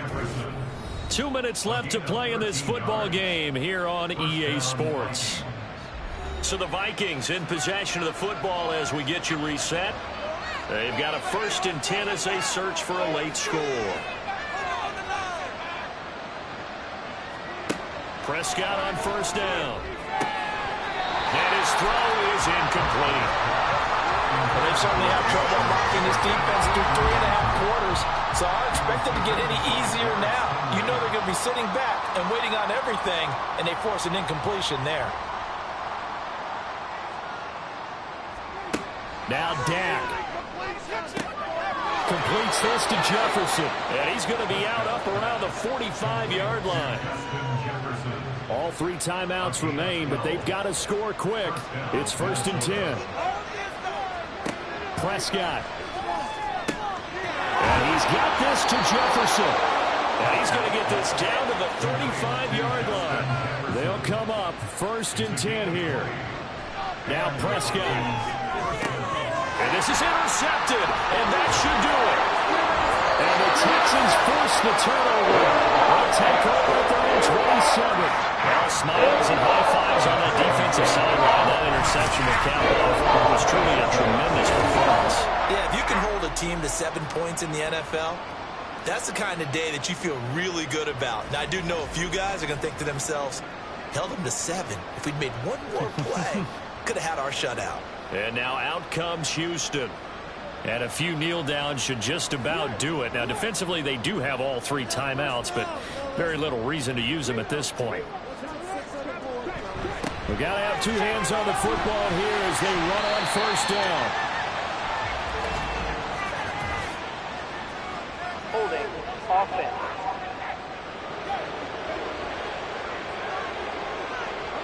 So that time they got the left guard with a hold. And let's face it, in today's ball, you might have that 330-pound guy you're supposed to clear out of there. You might need a little bit of extra help by grabbing the jersey and trying to ride him out.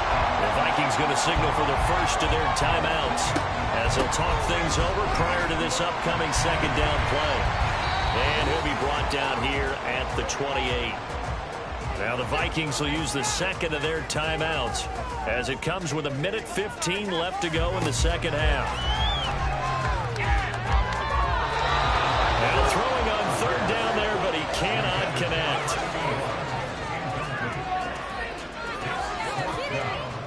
The Texans send the punter out. Always a good sign when your first punt comes in the 4th quarter.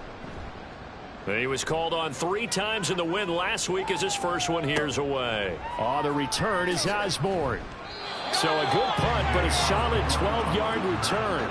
And the Vikings will take over here 1st and 10. At their own 32-yard line.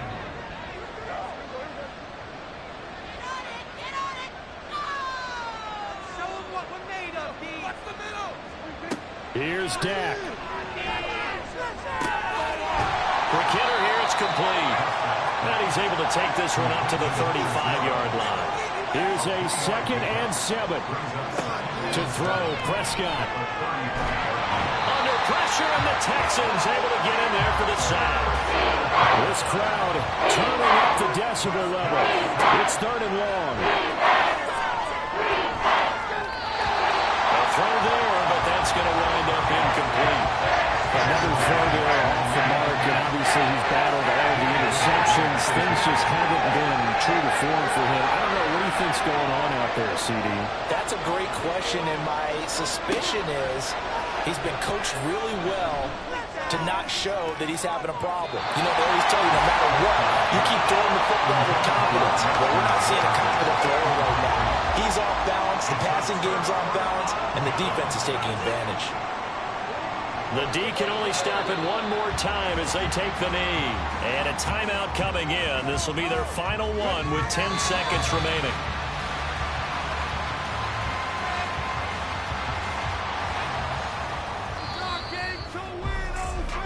So Houston going to come away here with the victory.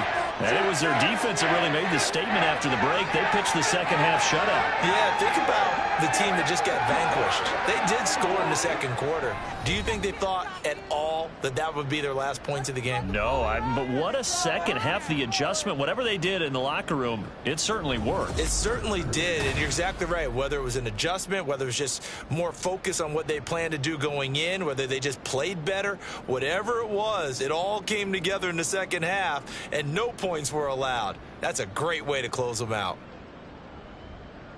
So for Houston, they're not going to go quietly here as the win moves them now to 8-6 on the year. And they'll hit the road next week to take on the Buffalo Bills. Meanwhile, for Minnesota, their playoff hopes take a hit as they drop to 7-7. And they'll get a chance to redeem themselves at home next week. And for Charles Davis and our entire crew, I'm Brandon Gaudin. You've been watching the NFL on EA Sports.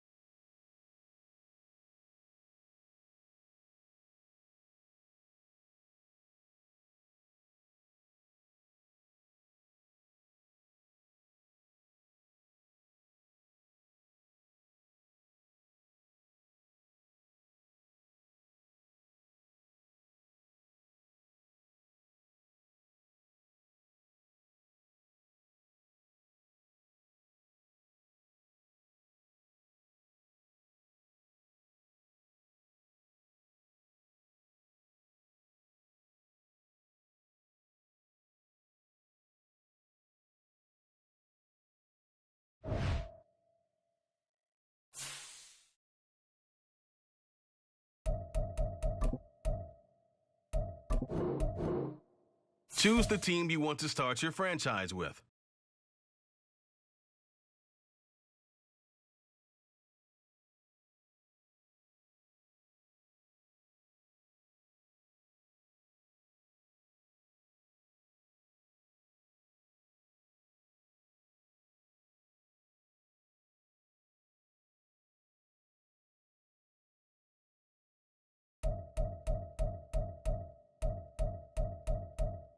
Continue ahead.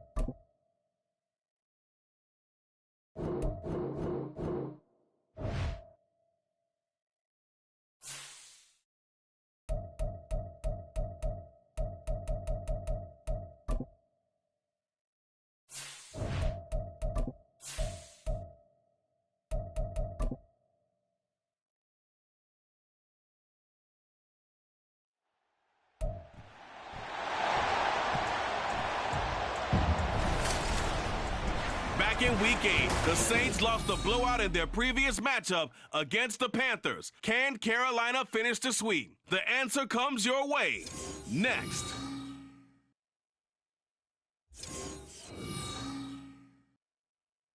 Well, it is just the perfect time of year for a trip to the Carolinas, and that's where we find ourselves at Bay.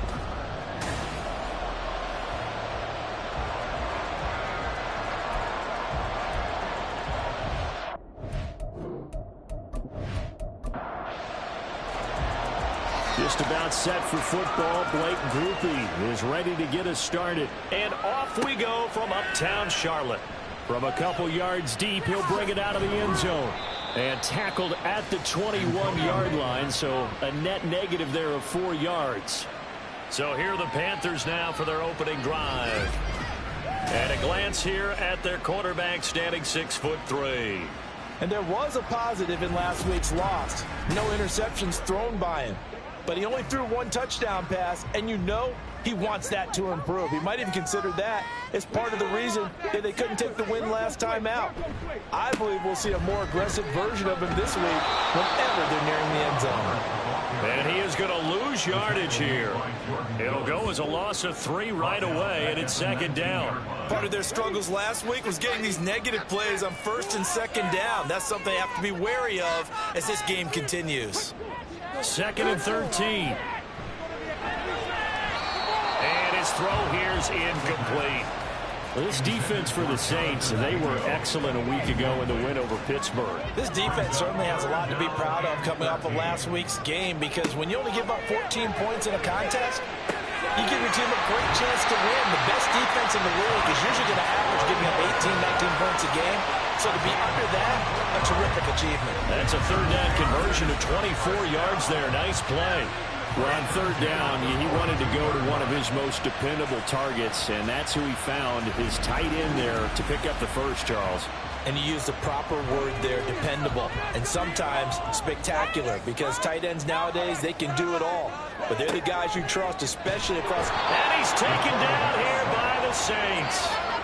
The sack by Jordan Willis. Tell you what, he did not have much time there to scan the field before he was ducking and covering. Did it appear to you, as it did to me, that the defensive front won their play really quickly? Meaning the guys in front of them had almost no chance to block them. They were on him. And he gets us to the other side of midfield across the 45 before going out. Now we're going to get another look at this one. Dennis Allen not happy, so he was throwing the challenge flag. Did he keep those feet in bounds? That's the question they've got to decide. And I got to say, watching it in real time, it was awfully close. Yeah, it certainly looked like a heck of a catch, because he didn't appear to bobble it, which could complicate things. But even with the benefit of replay, that's pretty tight. Well, here's the call. So the challenge there does not go their way. This will indeed remain a completed pass. And now a throw on first down there, but it's incomplete. Now, these two teams, you might recall, met back in mid-season, Week 8 to be exact. And it was the visiting Panthers who came away with the victory in that one. So now they look to take the season series here at home in Charlotte. Now he's going to swing this one out to his running back. That helps the completion percentage, but not much else. And now it's 3rd and 10.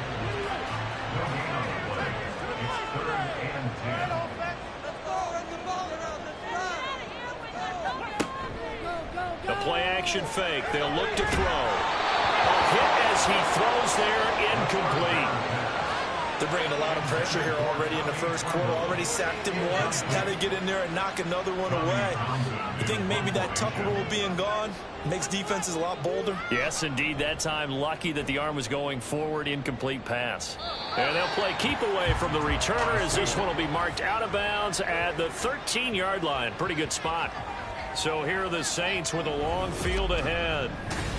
And they will be led out by their second-year quarterback.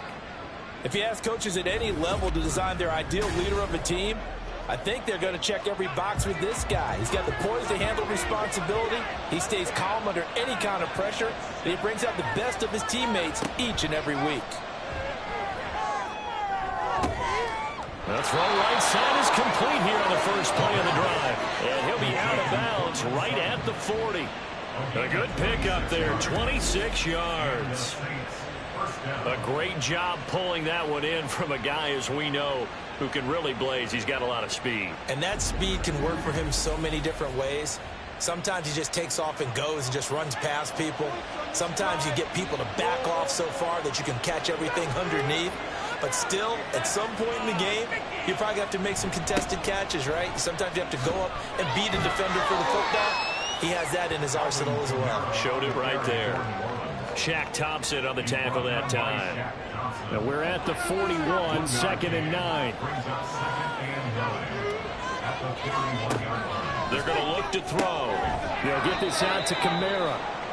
And that's good for a gain of 6, and that'll leave them with a 3rd and 2.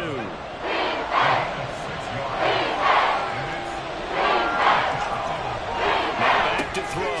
Work in the middle of the field, and he's got a man complete. And he is going to have a Saints first down by a couple of yards as they're able to convert here on 3rd and 3. So from Panther territory now, it's 1st and 10 at the 48-yard line. Looking to throw. Firing quickly, but it's incomplete. The Saints at 7-6, a game over 500 on the year. And they've certainly found their groove of late, winners of 5 in a row. And this team is absolutely playing their best football right now. This is the best that we've seen them play in a long time, partner.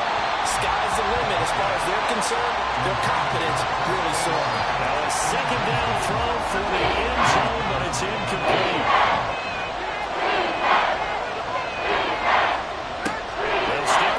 Game as he looks to throw. Completing it to the right side, Johnson.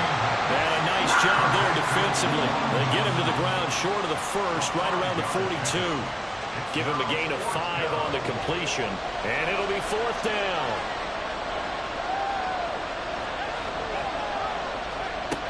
Again, he'll drop to throw. And they'll find the open man. That's complete. And he is going to have the Saints first down by a good couple of yards as they end up getting 6 there on 4th and 4. Back to throw again.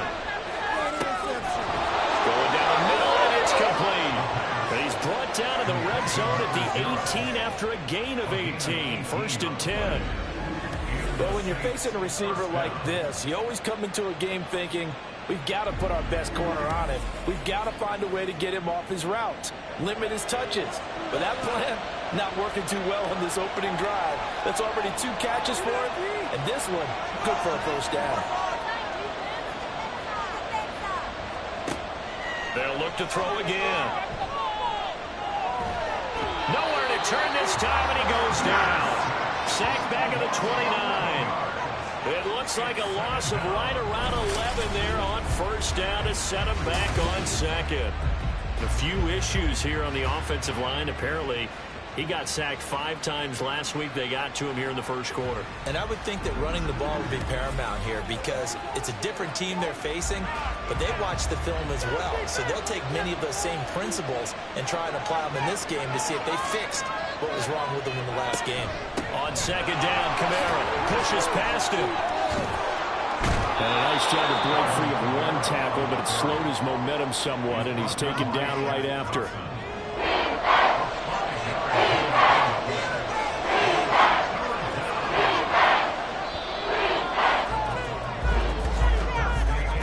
We're scoreless after one.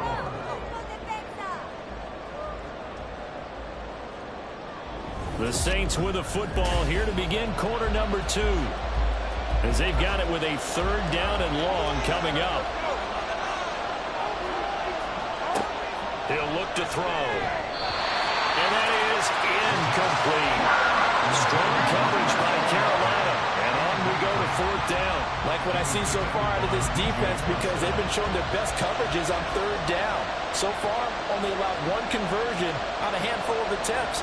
One area of their game plan that they've executed to perfection. And his kick is good. And the Saints are going to take a 3-0 lead. So they're able to end that drive with 3 points in this one-possession ball game. And ideally, you want to end every drive with points. Most quarterbacks would tell you, let's end it with a kick, right? A PAT, that's number 1. Field goal, you'll take. Punts, you really don't want to do that. In this case, they'll take the field goal and get prepared for the rest of the game. The Panthers coming back out onto the field for their second drive. And partner, just looking at some of the struggles they've had this season, the playoffs are not in their future. As they start to peer toward the offseason, what moves might they make? I think the running back position, and I know we talk all the time about the NFL being a passing league, but the teams that run the ball effectively, they're the ones that go deep into the playoffs and go to the Super Bowl. They have to upgrade here. And you and I both know in recent years in the draft, people have shied away from taking a runner early, but if there's that special one there, I say they go get him. 2nd and 11. He'll dump that off to Gibson, complete. So no gain on the play. And that's going to lead to a 3rd and 11.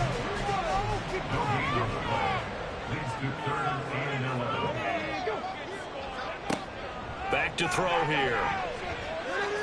Lets it fly for Thielen. And that will be incomplete. Well, they weren't scared to let it fly, but it falls to the ground and brings up 4th down. Every offense tells you they want to come out and start fast. That's not unusual at all. But this group, they've yet to get much rolling through their first 2 drives. It looks like they're going to have to give up the football again after this one. Good coverage there. An even 50-yard punt leads to a return of 5. And the Saints will take over with a first down and 10.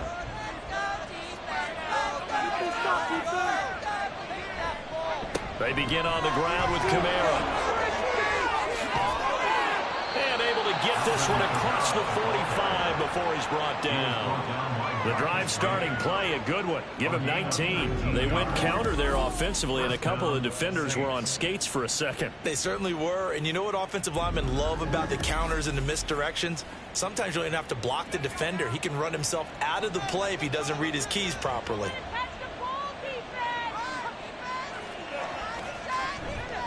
Now a play fake here on first down. That's going to be knocked away and incomplete. They geared up and took the deep shot downfield, but it turned out it wasn't one-on-one coverage. Extra defenders in the area, and that one winds up incomplete. Pressure comes in. He's brought down. It's a Panther sack. DJ Johnson, the one who got there for the sack.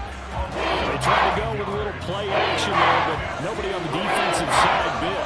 Yeah, they adjusted in time and in a big way and ultimately got the sack. On offense, sometimes you run in play action just to set up a certain blocking technique. In this case, none of it worked. And he'll get up near the 45. They'll spot it at the 44. They do get 7 out of that, but not enough to prevent a 4th down. Matt Araiza now on to punt this one away. He punted 5 times in the win last week as this one's away. And that'll hit at the 5 and go into the end zone for a touchback. The Carolina offense about ready to go. They've had it twice. They've punted twice. Not the start they were hoping for. Not at all, and let's face it, every facility we visit, everyone talks about converting on third down, how big that is. In this situation, they've had to punt it away twice, so they're furiously going over things on the sidelines. What do we need to do to pick up the first down and change our momentum? The drive starting with a first down, 11 yards on that pickup. At a time, a little misdirection really seemed to fool the defense. And think of it this way. From the time you're in high school, you're taught to watch film and pick up tendencies. Sometimes they can use those against you, though, when they break their own tendencies. Pressure comes, and down he goes. Isaiah Foskey brings him down. And we all know how talented this guy is, who's calling the signals for him. But even the best in the game, they can struggle against a good, cohesive zone coverage. Can't find a gap in the secondary quick enough, and he ends up taking a sack.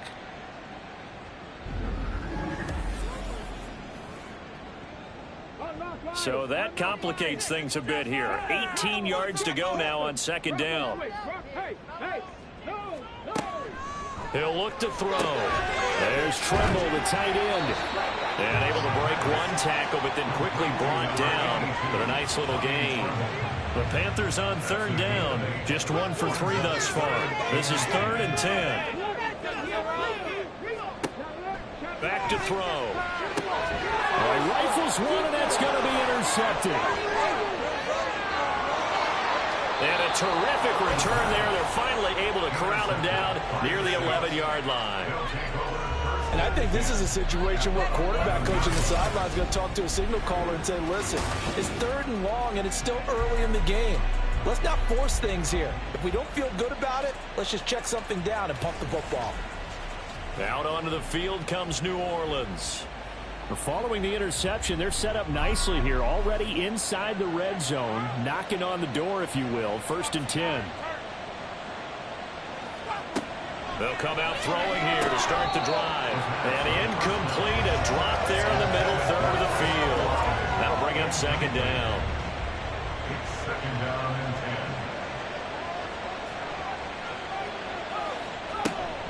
10. They'll run out of the gun with Kamara. And he'll be brought down here at the 3-yard line.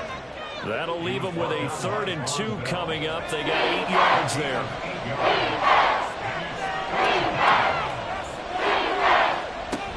Here's Kamara trying to run for it. And he is into the end zone. Touchdown, New Orleans. Alvin Kamara with career touchdown number 91. He joins a group that includes Tony Dorsett and Isaac Bruce, among others. And they are able to add on to their advantage. Blake Grupe now for the extra point.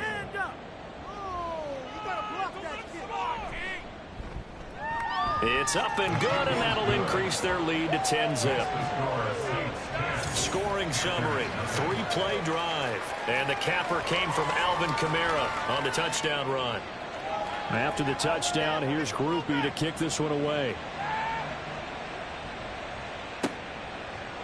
And Gibson decides against bringing it out. Carolina getting set to take the field. And we'll see if they can bounce back from that last drive. In particular, if they can bounce back at the quarterback position, Charles, after throwing their first interception of the ball game. Yeah, and some guys, you know they're going to want to try and get a big play right away and take control back. Others, they're going to look to hit a couple shorter passes and get a little momentum back that way. But for the defense, that goal's not changing a bit. They want another pick. You're exactly right about that. In fact, you've got to watch them a little bit because in coverage, they may cut down their gaps a little bit, maybe their splits a little bit in order to try and get to the ball even faster. First down now, but the clock continues to move. They'll look to throw here. He's got Mingo. And he's going to get this one down to the edge of the red zone. That's good for 28 yards. And his offense has been a little slow to get going, but some signs of life here in this second quarter. They're moving it pretty good, and that helps the cause as well. Good yardage and another first down. Throwing on first down, but this one winds up to be incomplete. When you run in the slant, timing is everything, and against that man coverage, there was no space available, and incompletion as a result. And 2nd and 10, he'll look to throw again. He'll dump this one off to Hubbard. And able to get him down, but he does reach the 40. Now the Panthers going to use the first of their timeouts as the clock will stop with 45 seconds to go in the first half. A throw there, but that's going to wind up incomplete. This team is not going to make it easy for you. They're a physical group, and we just saw it there on that play. It came in, made the contact, just as he's trying to haul it in.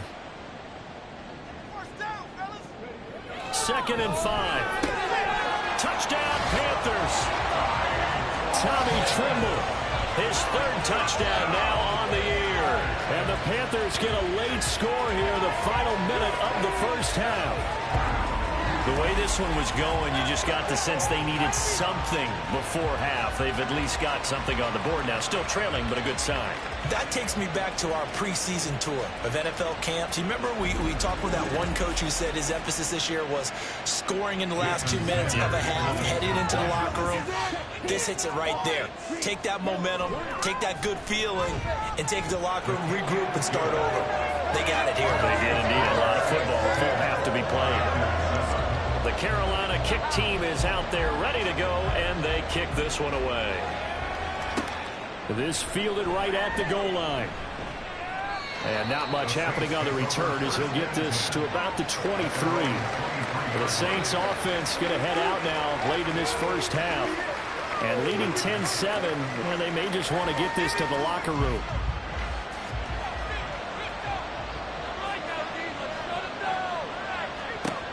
They'll try and start this drive in the air. Out of the backfield, that's complete to Kamara. Now we'll get a quick timeout called by New Orleans, number 2, as they'll stop it with a little over 30 seconds to go in the first half of play. Left side, it's complete. And he takes this up to the 40-yard line before being corralled. Now the Saints will use their 3rd and final timeout as the clock will stop with 21 seconds to go here in the first half.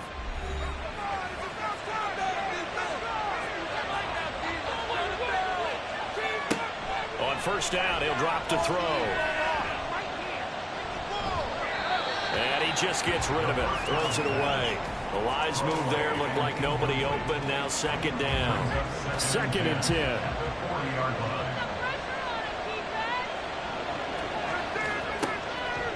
From the shotgun, he'll look to throw. Downfield, and he's got Olave. And he's going to be out of bounds, but not before he takes it inside the 40. 22 yards there, a first down. But one of the ways that quarterbacks keep all the receivers alive in a play, never lock in on any one guy. Make sure you keep your eyes moving, scan the field. And here he finds the open guy for a nice pickup. So even though it's first down, here's the field goal unit on now to try to get 3 before halftime. And that is no good. And that will keep this a 3-point game.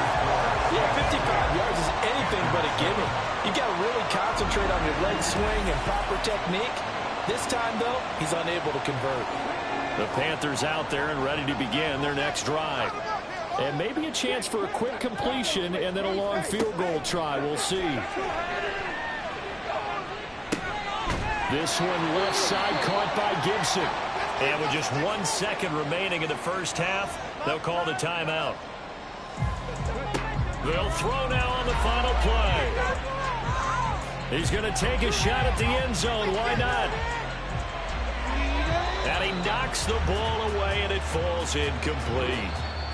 So we have reached halftime with the visiting Saints out on top. As we'll send you down the coast now to Orlando, that's where we find Jonathan Coachman, ready with our EA Sports Halftime Report. Coach.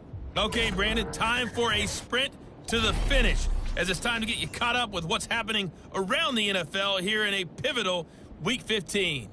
We'll begin our trip around the NFL with an interesting one right off the bat. And it's the Niners who have the lead as those two teams play the second quarter. The Niners locked in a tight one, but this is a game you feel they've got to have. From there, we'll head east all the way to the Steel City to check on the Steelers at home in Pittsburgh. And they couldn't get the job done as they fall to the visiting Baltimore Ravens. Lamar Jackson leading the way as his guys pick up win number 14 on the year. Lastly, let's check on one final game for you. And they were losers in their ball game to the visiting Dallas Cowboys.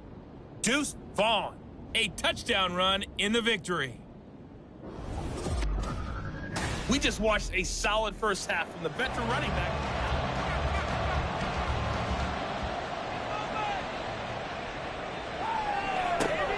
All right, Coach, thanks. Yeah, both teams likely to make some changes in what's been a closely fought battle to this point. The Saints going to take over on offense to begin this third quarter. And they've got the lead. CD, what do you think the message was at halftime? I don't think the message was too drastic, I think, at the half, or that they need to change things too much. I do think the offensive line could play a little bit better, and I think they'll try and help them out more. They'll probably keep a tight end in a few more times and maybe add a running back to the formation and pick up those pass rushers, because they probably allowed a few too many sacks for comfort in the first half. Maybe a good spot to take a shot. Here's 2nd and a yard from the 34. Kamara up the middle. And Kamara's going to have a Saints first down as he'll get this up past the 35-yard line.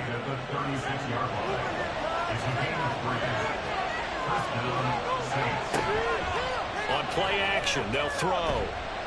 The Panther rush too strong. They get there and take him down. Working free to drop it for the sack there was Amari Barnard. Pressure can come from all over when you're plotting a defensive strategy. On that particular play, it just came from the outside.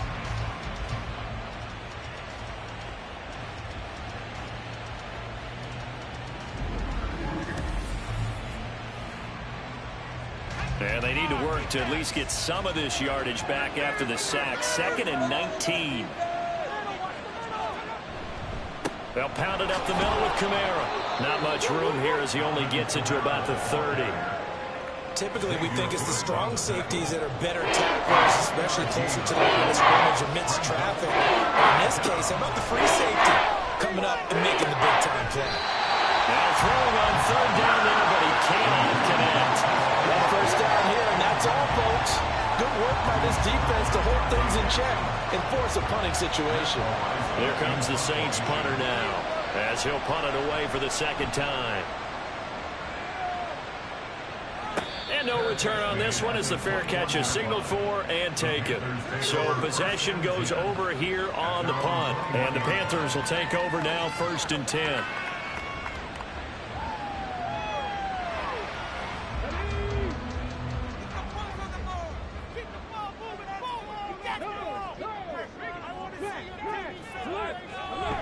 And they'll start on the ground with Hubbard.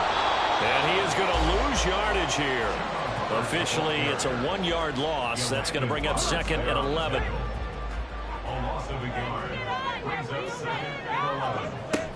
They'll set up a throw. He completes this one to Mingo.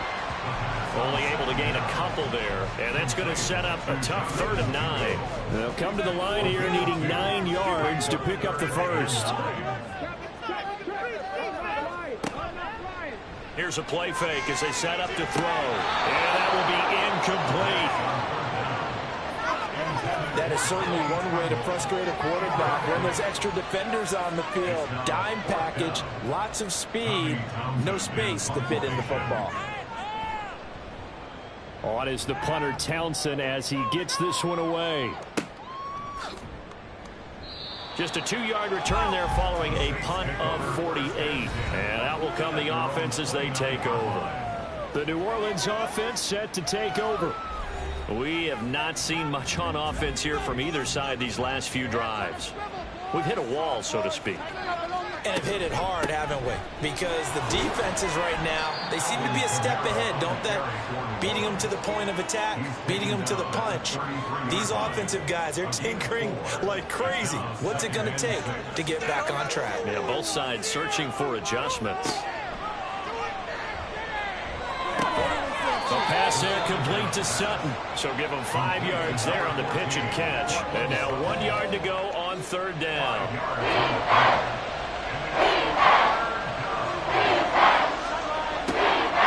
They'll drop the throw. That is caught. And he'll be taken down, but he does have 1st down yardage.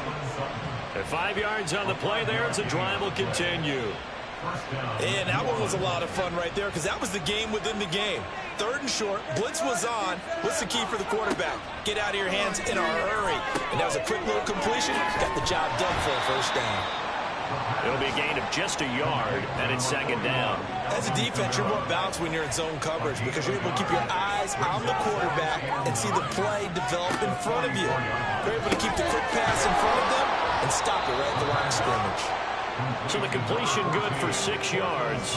And now we've got a 3rd down and 3. Coming up here looking for 3 yards to pick up the first. From the midfield stripe, they'll look to throw. Pass taken in by his big tight end. And he is going to have a Saints first down as they convert on 3rd and 3 with a nice gain of 7 yards.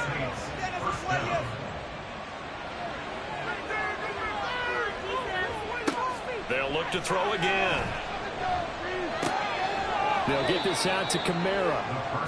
2 yards on the pickup there, and it'll be 2nd down. And that's a good job there by the corner. And we do talk about this a lot, that a lot of corners see their job as simply covering receivers. Tackling isn't everyone's thing. But in this case, he came up quickly and made a nice, sure tackle. The play-action fake. They'll look to throw. Oh, the ball comes out on the hit, but they'll say it's incomplete. I think he had to unload that one before he wanted to. He was right up in his grill. I think he was a dentist there without a license, don't you? Just not enough time for the play to develop. Lucky it wasn't a fumble, really. And they're going to have another first down as the tackle's made at the Panthers' 24-yard line. We're off to the 4th quarter here in Week 15. Happy holidays to all. You are watching the NFL on EA Sports. And we're back now in Charlotte. It's been a very hotly contested game to this point. Just a field goal separating these two teams as we get set for the 4th quarter. And he will find his man Sutton. That's complete. And he gets it all the way down inside the 10 and mark him at the 5. Chewing up big yardage. Another nice gain there. This one goes for 20. Tell you what, he's been able to put the ball in some tight spots all game long. That throw, no different. Yeah, a lot of people would call it a gutsy type of a throw. I think he looks at it as, I can do it, so it's not that big of a deal to me, and I'm going to keep firing. Again, he'll drop to throw.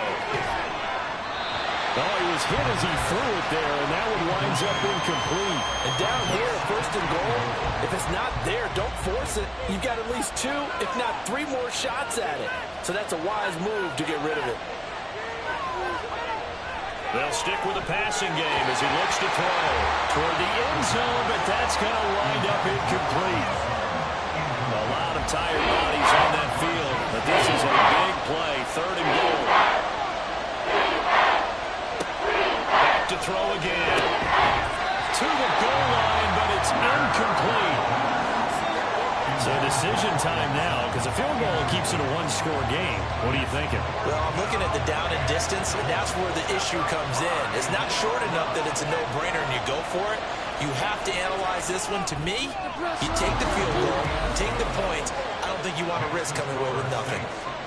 So that gets him a little bit of breathing room, but not much. And you have to think back to the field goal that he missed earlier. This would be a 2-score game right now if he had converted then. And if you and I are thinking about it, you know he is as well, because in the back of his mind, he's thinking, I hope I get one more shot in an important spot. He just made that one. He wants one more later to truly make up for the earlier miss. This Carolina offense at the line, ready to go. These guys definitely hoping for a better showing than their last appearance. They couldn't really even move the football much beyond the shadows of their own goalpost, Charles. We'll see if they can get a better, more sustained drive going here. Yeah, and every team that we ever talk to says the exact same thing. When you start a drive from that deep in your own territory, the goal is a minimum of at least 2 first downs, because even if you have to punt then, you change the field position, right? You flip the field a little bit. They didn't get that done. This time they want to string together a nice drive and help themselves out. And they'll get it all the way up about 5 yards shy of midfield. Face mask. Defense. Charles, they're trying to protect this lead late. Those are the types of mistakes they could afford to go without. But the last thing you want to give them is help in completing a comeback, which is exactly what that penalty does. So a big penalty there on the face mask leads to 1st and 10. They'll set up to throw. And that nearly a turnover, but it's incomplete. Well, fortunate to retain possession there, and it's second down.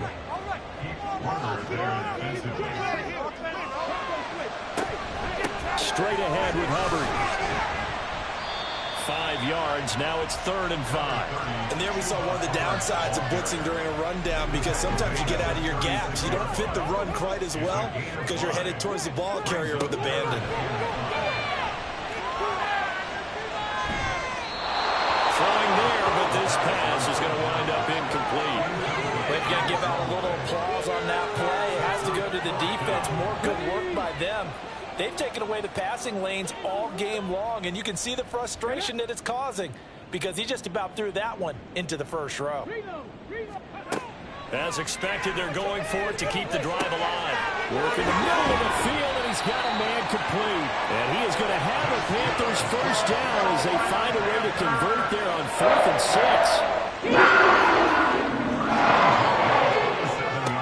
Back to throw.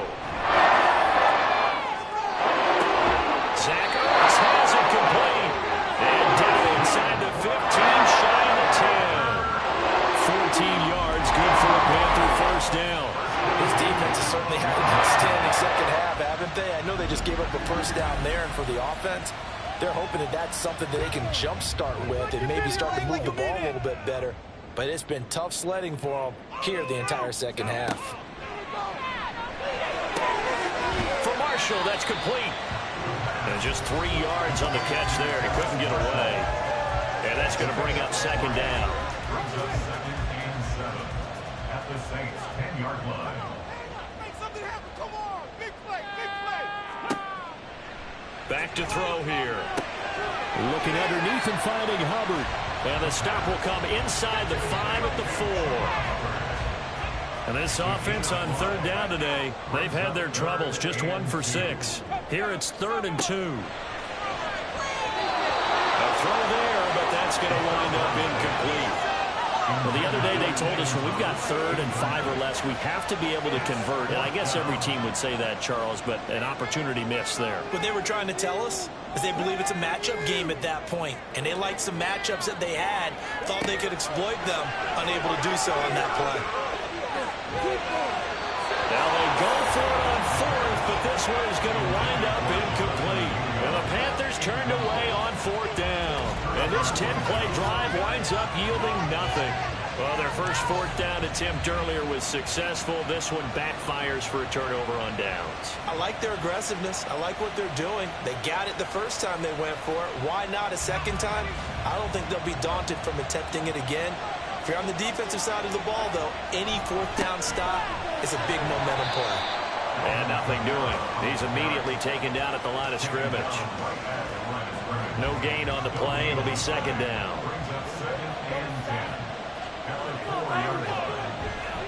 Try to run down some clock with Kamara. And he'll take this one up to about the 13. 55 yards rushing for him now to this point. Now the objective there, I mean, yes, the positive gain, that's nice, but work some clock. Yeah, you're exactly right, but the problem for them is still within a possession, so they can't just sit on it running the ball. They have to find a way to throw it effectively as well.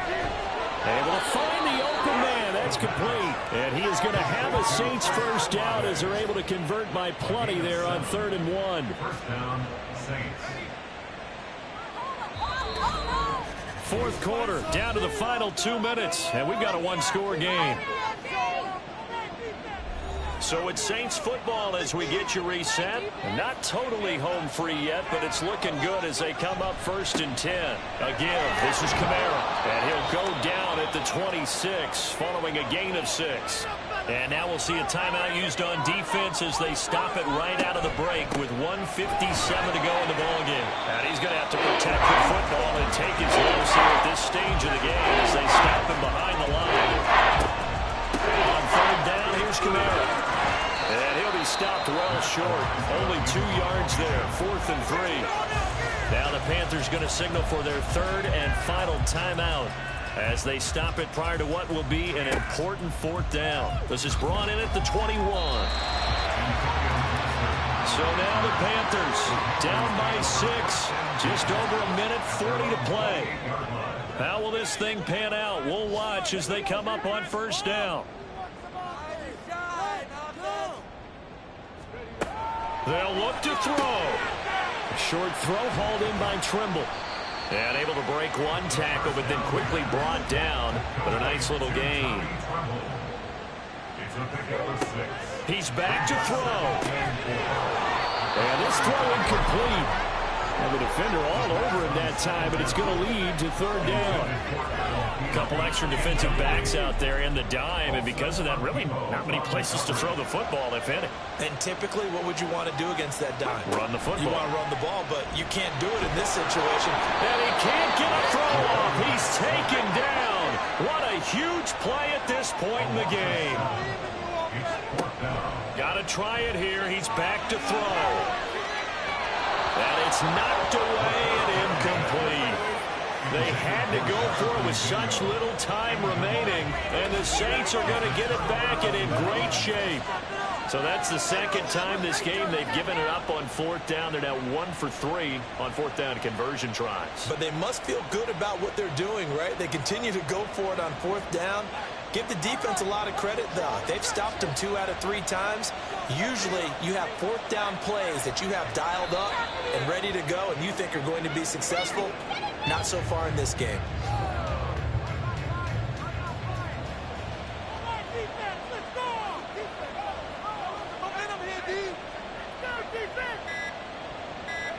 The Saints in victory formation now as they'll take the knee.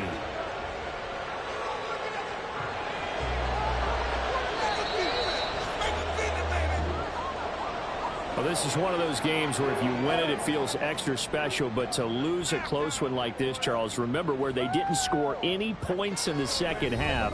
That has to sting a bit more. Absolutely, and I really think that they're going to spend so much time pouring over this game film, trying to figure out where their calls went wrong, how they didn't execute on certain plays. They were so close.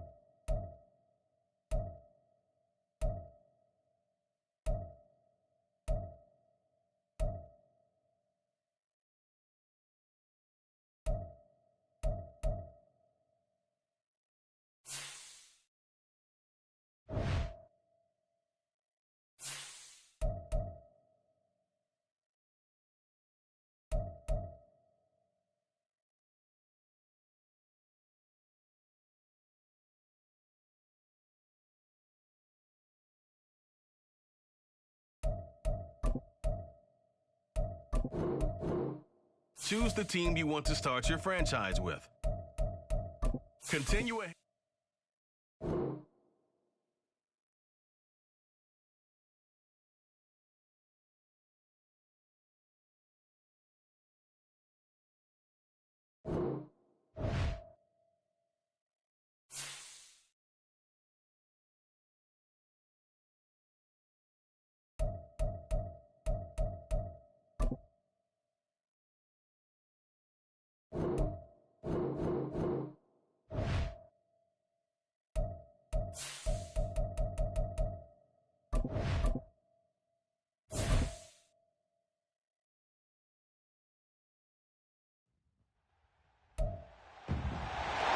It's Week 15 of the National Football League, and we'll see Tony Pollard.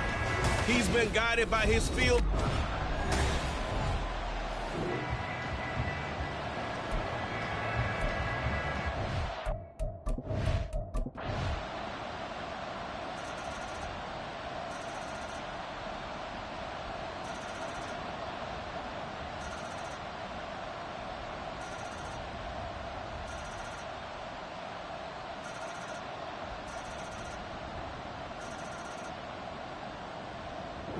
So it's a win here for the Cardinals, and it was thanks in large part to the play of their second-year quarterback.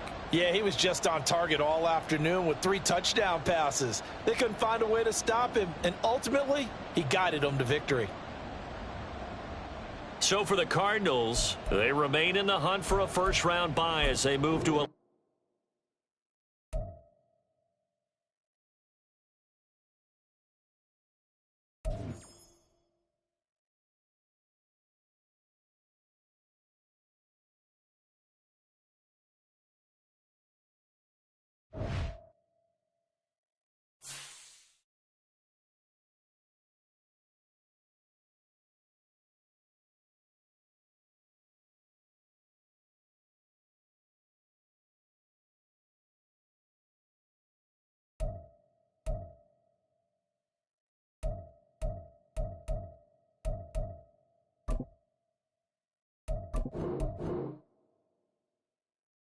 Choose the team you want to start your franchise with.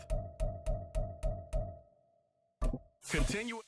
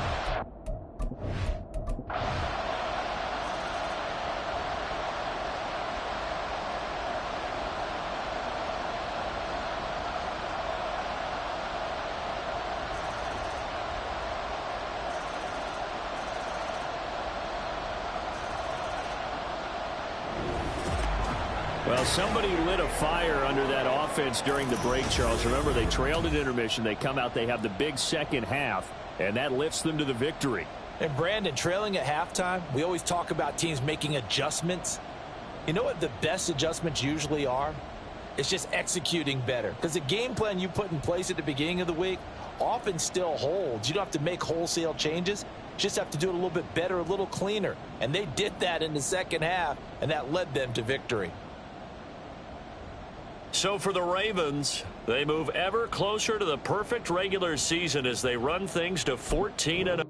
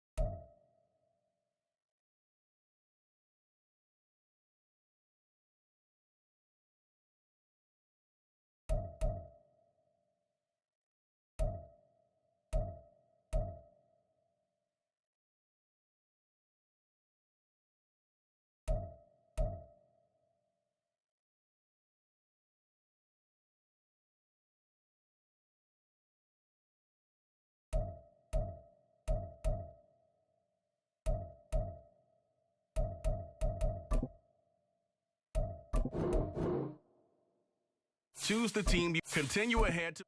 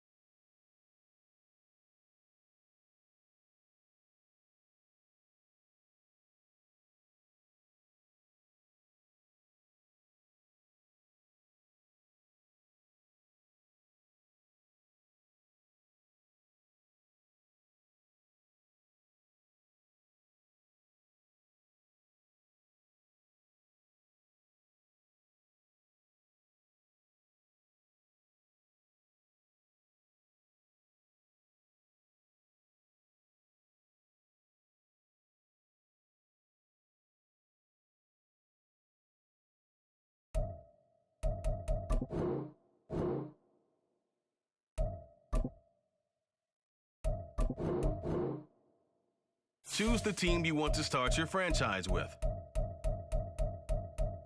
Continue ahead to begin your